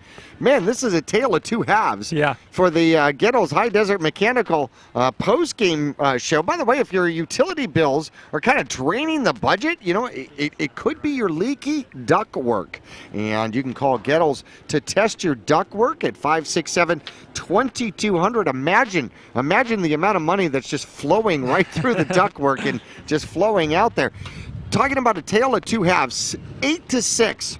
Mingus on top, 8-6 at halftime. Low scoring, defensive game, a game of field position. Mohave had the ball 3 times in the first half in the red zone and didn't come out with any points. Their only points in the first half, a breakaway, and by actually a 46-yard breakaway by Robazine. And Mingus in the second quarter, 2.5 minutes left to go, a 33-yard wing pass, dump pass going out to Nelson, and that was the only scoring in the first half, a 2-point conversion to Streck, and that was it. Third quarter action, 11:40, first play from the line of scrimmage in the second half, and Nelson breaks it to the outside. They do a phenomenal job on that rocket, and Nelson, great job outrunning the defense and able to get away from Bailey, the corner, and scores the touchdown. And Rodriguez comes out to kick between the yellow things, going for an extra point, and it is good. By the way, Rodriguez, how important were his extra points here today? Huge. Oh, huge my tonight. gosh. 15-6 the score at that point. Still third quarter action, 6.5 minutes left to go. And here comes Mohave right back on the next drive, a 4-yard dive by the quarterback Moore, as he'll go off tackle to the right, cuts the corner, finds the end zone. And the extra point was, the 2-point conversion attempt by Madero. Their big, husky fullback does not get it into the end zone. And it was 15-12. Mingus was up by 3. Third quarter action, 2.5 left to go. 2-yard dive on 4th and goal, and Mohave gets the lead back late in the third quarter and takes a 19-15 lead. The extra point by Silvestre was good, and then all of a sudden a 4-point switch, and Mohave now has the momentum. Just like that. And then, they continue. They hold Mingus on offense again. They continue that momentum when they get the ball back, and they put the ball in the end zone another time, and they actually go up by 10 points late in the third quarter. And, as a Mingus fan, you're thinking, oh no, this does not look good. This is a game we have to have if we want to stay in contention for the playoffs. Yep. And, like you said, your heart starts beating a little bit faster, and, you got to just settle down. There's you got a whole quarter left to play, and actually Mingus does a great job of scoring before the end of the third quarter to give themselves that whole fourth quarter to just play a little bit more relaxed, not be rushed, and a lot of players stepped up and made some big plays in the fourth quarter for Mingus. You were talking about it. They stopped Mingus, and then Mohave stops Mingus, and then with 1:15 left to go in the third quarter, this is how it happens. A 55-yard breakaway by, this is my first time playing quarterback, Brent Moore, and he'll come off the right side once again around the corner, finds a lane, cuts it back up on underneath, and Mingus playing a zero coverage, no safety back. So as soon as they got into the secondary, secondary, or deep into the secondary. He was gone. The extra point by Silvestri at that point was no good, and it was 25-15. That's the 10-point lead you were talking about. 4 ticks left to go in the third quarter, and Mingus will get it back. This time, a 37-yard rumble by Colby Fanning, his first rushing touchdown of the year. He goes up the middle and goes, you know what? No, Nelson has more luck on the outside. I'm going to try the outside. And he goes to the outside, does his little acrobatic flip into the end zone right at the end, and Rodriguez adds the extra point, and we're back to a 3-point game. Mingus is trailing 25-22 as we get into the fourth quarter. Mingus would score twice in the fourth quarter. 3.5 minutes left to go. A 19-yard sweep to Nelson. He goes to the left-hand side. Great stiff arm. Safety, stay away from me. Finds the end zone, and the extra point by Rodriguez was good, and Mingus was now up by 4. How about that? From a 10-point deficit to a 4-point lead in a matter of just a couple of minutes, and Mingus got the momentum back. How important was the final drive? You got 3 timeouts left for Mohave. Still has 3 timeouts left. A pretty decent kickoff. Mingus has got to get some first downs and chew up some clock, right? Yep. As they're going downfield, and the last possession, they actually scored too early. 3.5 minutes left. Yeah. Stopped Mohave on a 3-and-out. Mohave punts, and now Mingus has just got to run time off. No, they end up in the end zone with 51 seconds left to go. A 4-yard dive by Nelson for his 3rd touchdown of the game. The extra point was good by Rodriguez, and a practice run. Practice 2-minute drill here pretty much for Mohave at the end of the game almost resulted in another touchdown and score. Yeah, and that goes back to what we were saying about their coaching staff. You know, when Mingus scores that last touchdown, Mohave could easily hung their head and said, man, we're in this game. We had a chance to win this game, and then, you know, they score, the game's over. But no, they got together. They were cheering for each other. The fans were still in this game. The coaching staff was doing a great job. They were hustling in, getting the plays in, and they marched downfield and almost put the ball in the end zone. You know, when it doesn't even count. But, you know, it just goes to show you how far this program here at Mohave has come. No doubts about it. We're going to take a break in our Gettles High Desert Mechanical Heating, Air Conditioning, and Plumbing post-game report. We got individual stats coming up, players of the game, too. Stick around with us. We're back after this.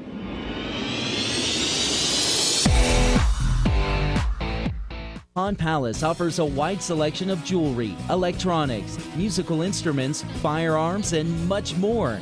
And if you need money for that unforeseen financial burden, Tanner, Natalie, or Rob can get you a loan using your valuable items and collectibles. Scrap gold, silver, jewelry, guns, and electronics are all accepted. Visit Pond Palace on Calvary Way at 89A in the Dome Building, open 6 days a week, and online at pondpalaceaz.com. Taylor Waste has been voted the #1 residential garbage service 13 years in a row in Cottonwood and 9 years in a row in Sedona. Why? Because Taylor Waste always offers dependable and efficient garbage service and clean, eco-friendly curbside recycling and positive customer service. Taylor Waste offers a separate recycling container, and our recycling program is clean rather than commingled with garbage. To start service, call your locally owned Taylor Waste, dedicated to providing service tailored to your needs. People often refer to Larry Green Chevrolet as the people place. Keeping that reputation is a priority in the community and with every customer that comes through the door. If you're on the market for a new or pre-owned car, truck, van, or SUV, you'll find their selection extensive and their sales team professional and courteous. You can also count on excellent after-sales service. Visit Larry Green Chevrolet on Highway 260 next to Walmart in Cottonwood. Are you looking for a different approach to healthcare? A place where excellent care is combined with kindness and compassion? If so, welcome to Spectrum. At Spectrum, our approach to healthcare is positively different. From primary care to pediatrics, our staff is dedicated to one thing: you. As a leader in integrated care in Arizona, we treat the whole person because we think everyone deserves to feel better. Spectrum Healthcare, for mind, for body, for all of you. For 30 years, Roxu screen printers have provided Northern Arizona with clean, crisp, quality screen printing. They work with you to make the right choices in creating the right artwork and message to put forth your best image. Choose from brand name products and even fashion-forward designs, including caps, tees, sweatshirts, polos, and jackets. Make Roxu your choice for work and sports uniforms, workwear, resort wear, and more. Find out more at rokzootees.com. Roxu screen printers in Cottonwood, where clothing comes to rock. Starting in the late 1920s, Grandpa Gettle and his brothers laid the groundwork for what would become a family legacy. Almost 100 years and 100 patents later, Gettle's High Desert Mechanical continues to raise the bar of quality heating, cooling, and plumbing products and services in the Verde Valley. Call Gettle's High Desert Mechanical Heating, Air Conditioning, and Plumbing at 567-2200 or online at GettlesHDM.com, providing solutions for your comfort. Don't settle, get Gettles, and go Marauders! Cliff Castle Casino Hotel. The perfect place to eat. The perfect place to party. The perfect place to laugh. The perfect place to bowl. The perfect place to play.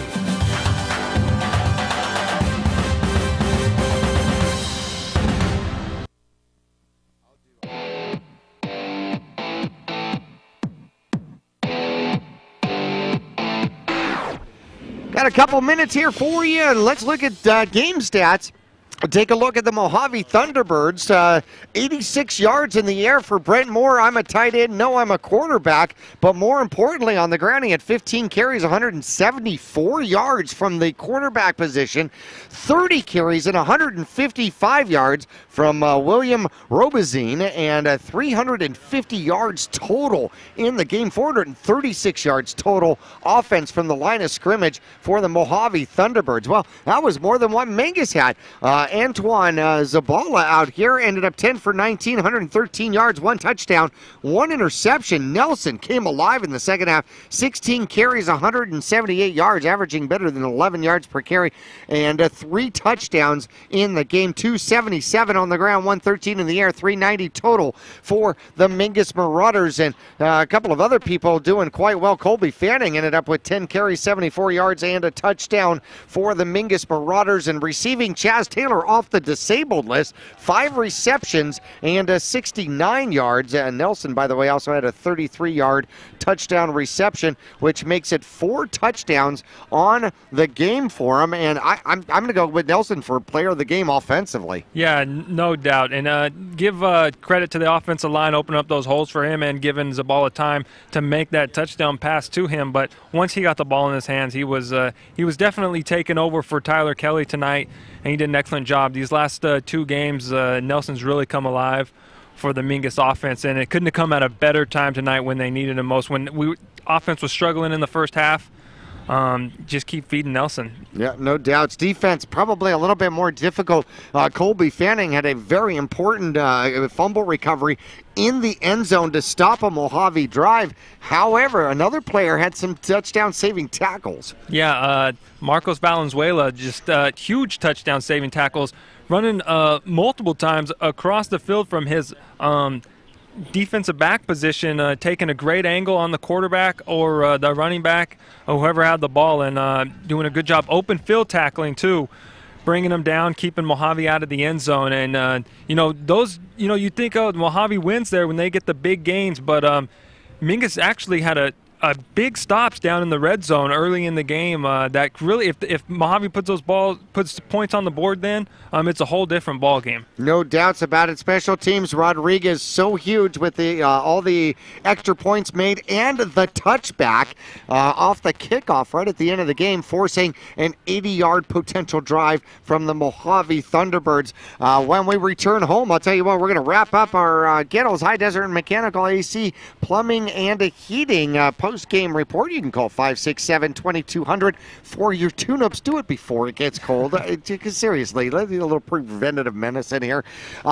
Coming up, homecoming next week back at the Mingus's own home turf, and inviting everybody to come back and join us as the Mingus Marauders will be hosting the Bradshaw Mountain Bears for another Grand Canyon region game. Mingus goes 2-0 in the Grand Canyon region here tonight, winning by 11, 36-25 over the Mohave Thunderbirds. We'll have a fantastic evening. We'll talk to you next week.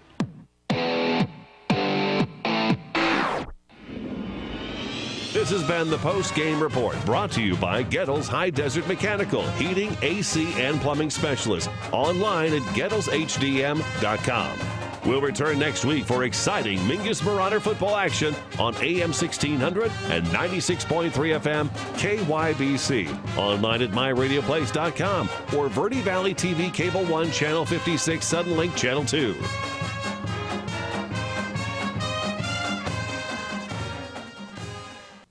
Do you want to make more money? Do you need business solutions at work? Grow your business with as little as $5 a day. Control your message branding. Be an innovator. Engage your customers. Reach new consumers and clients. Join the successful marketing campaigns at Verde Valley TV. We are here for you. Let us build your marketplace presence. Call Helen Gibson today at 928-634-2286. Verde Valley TV, affordable advertising with one quick call.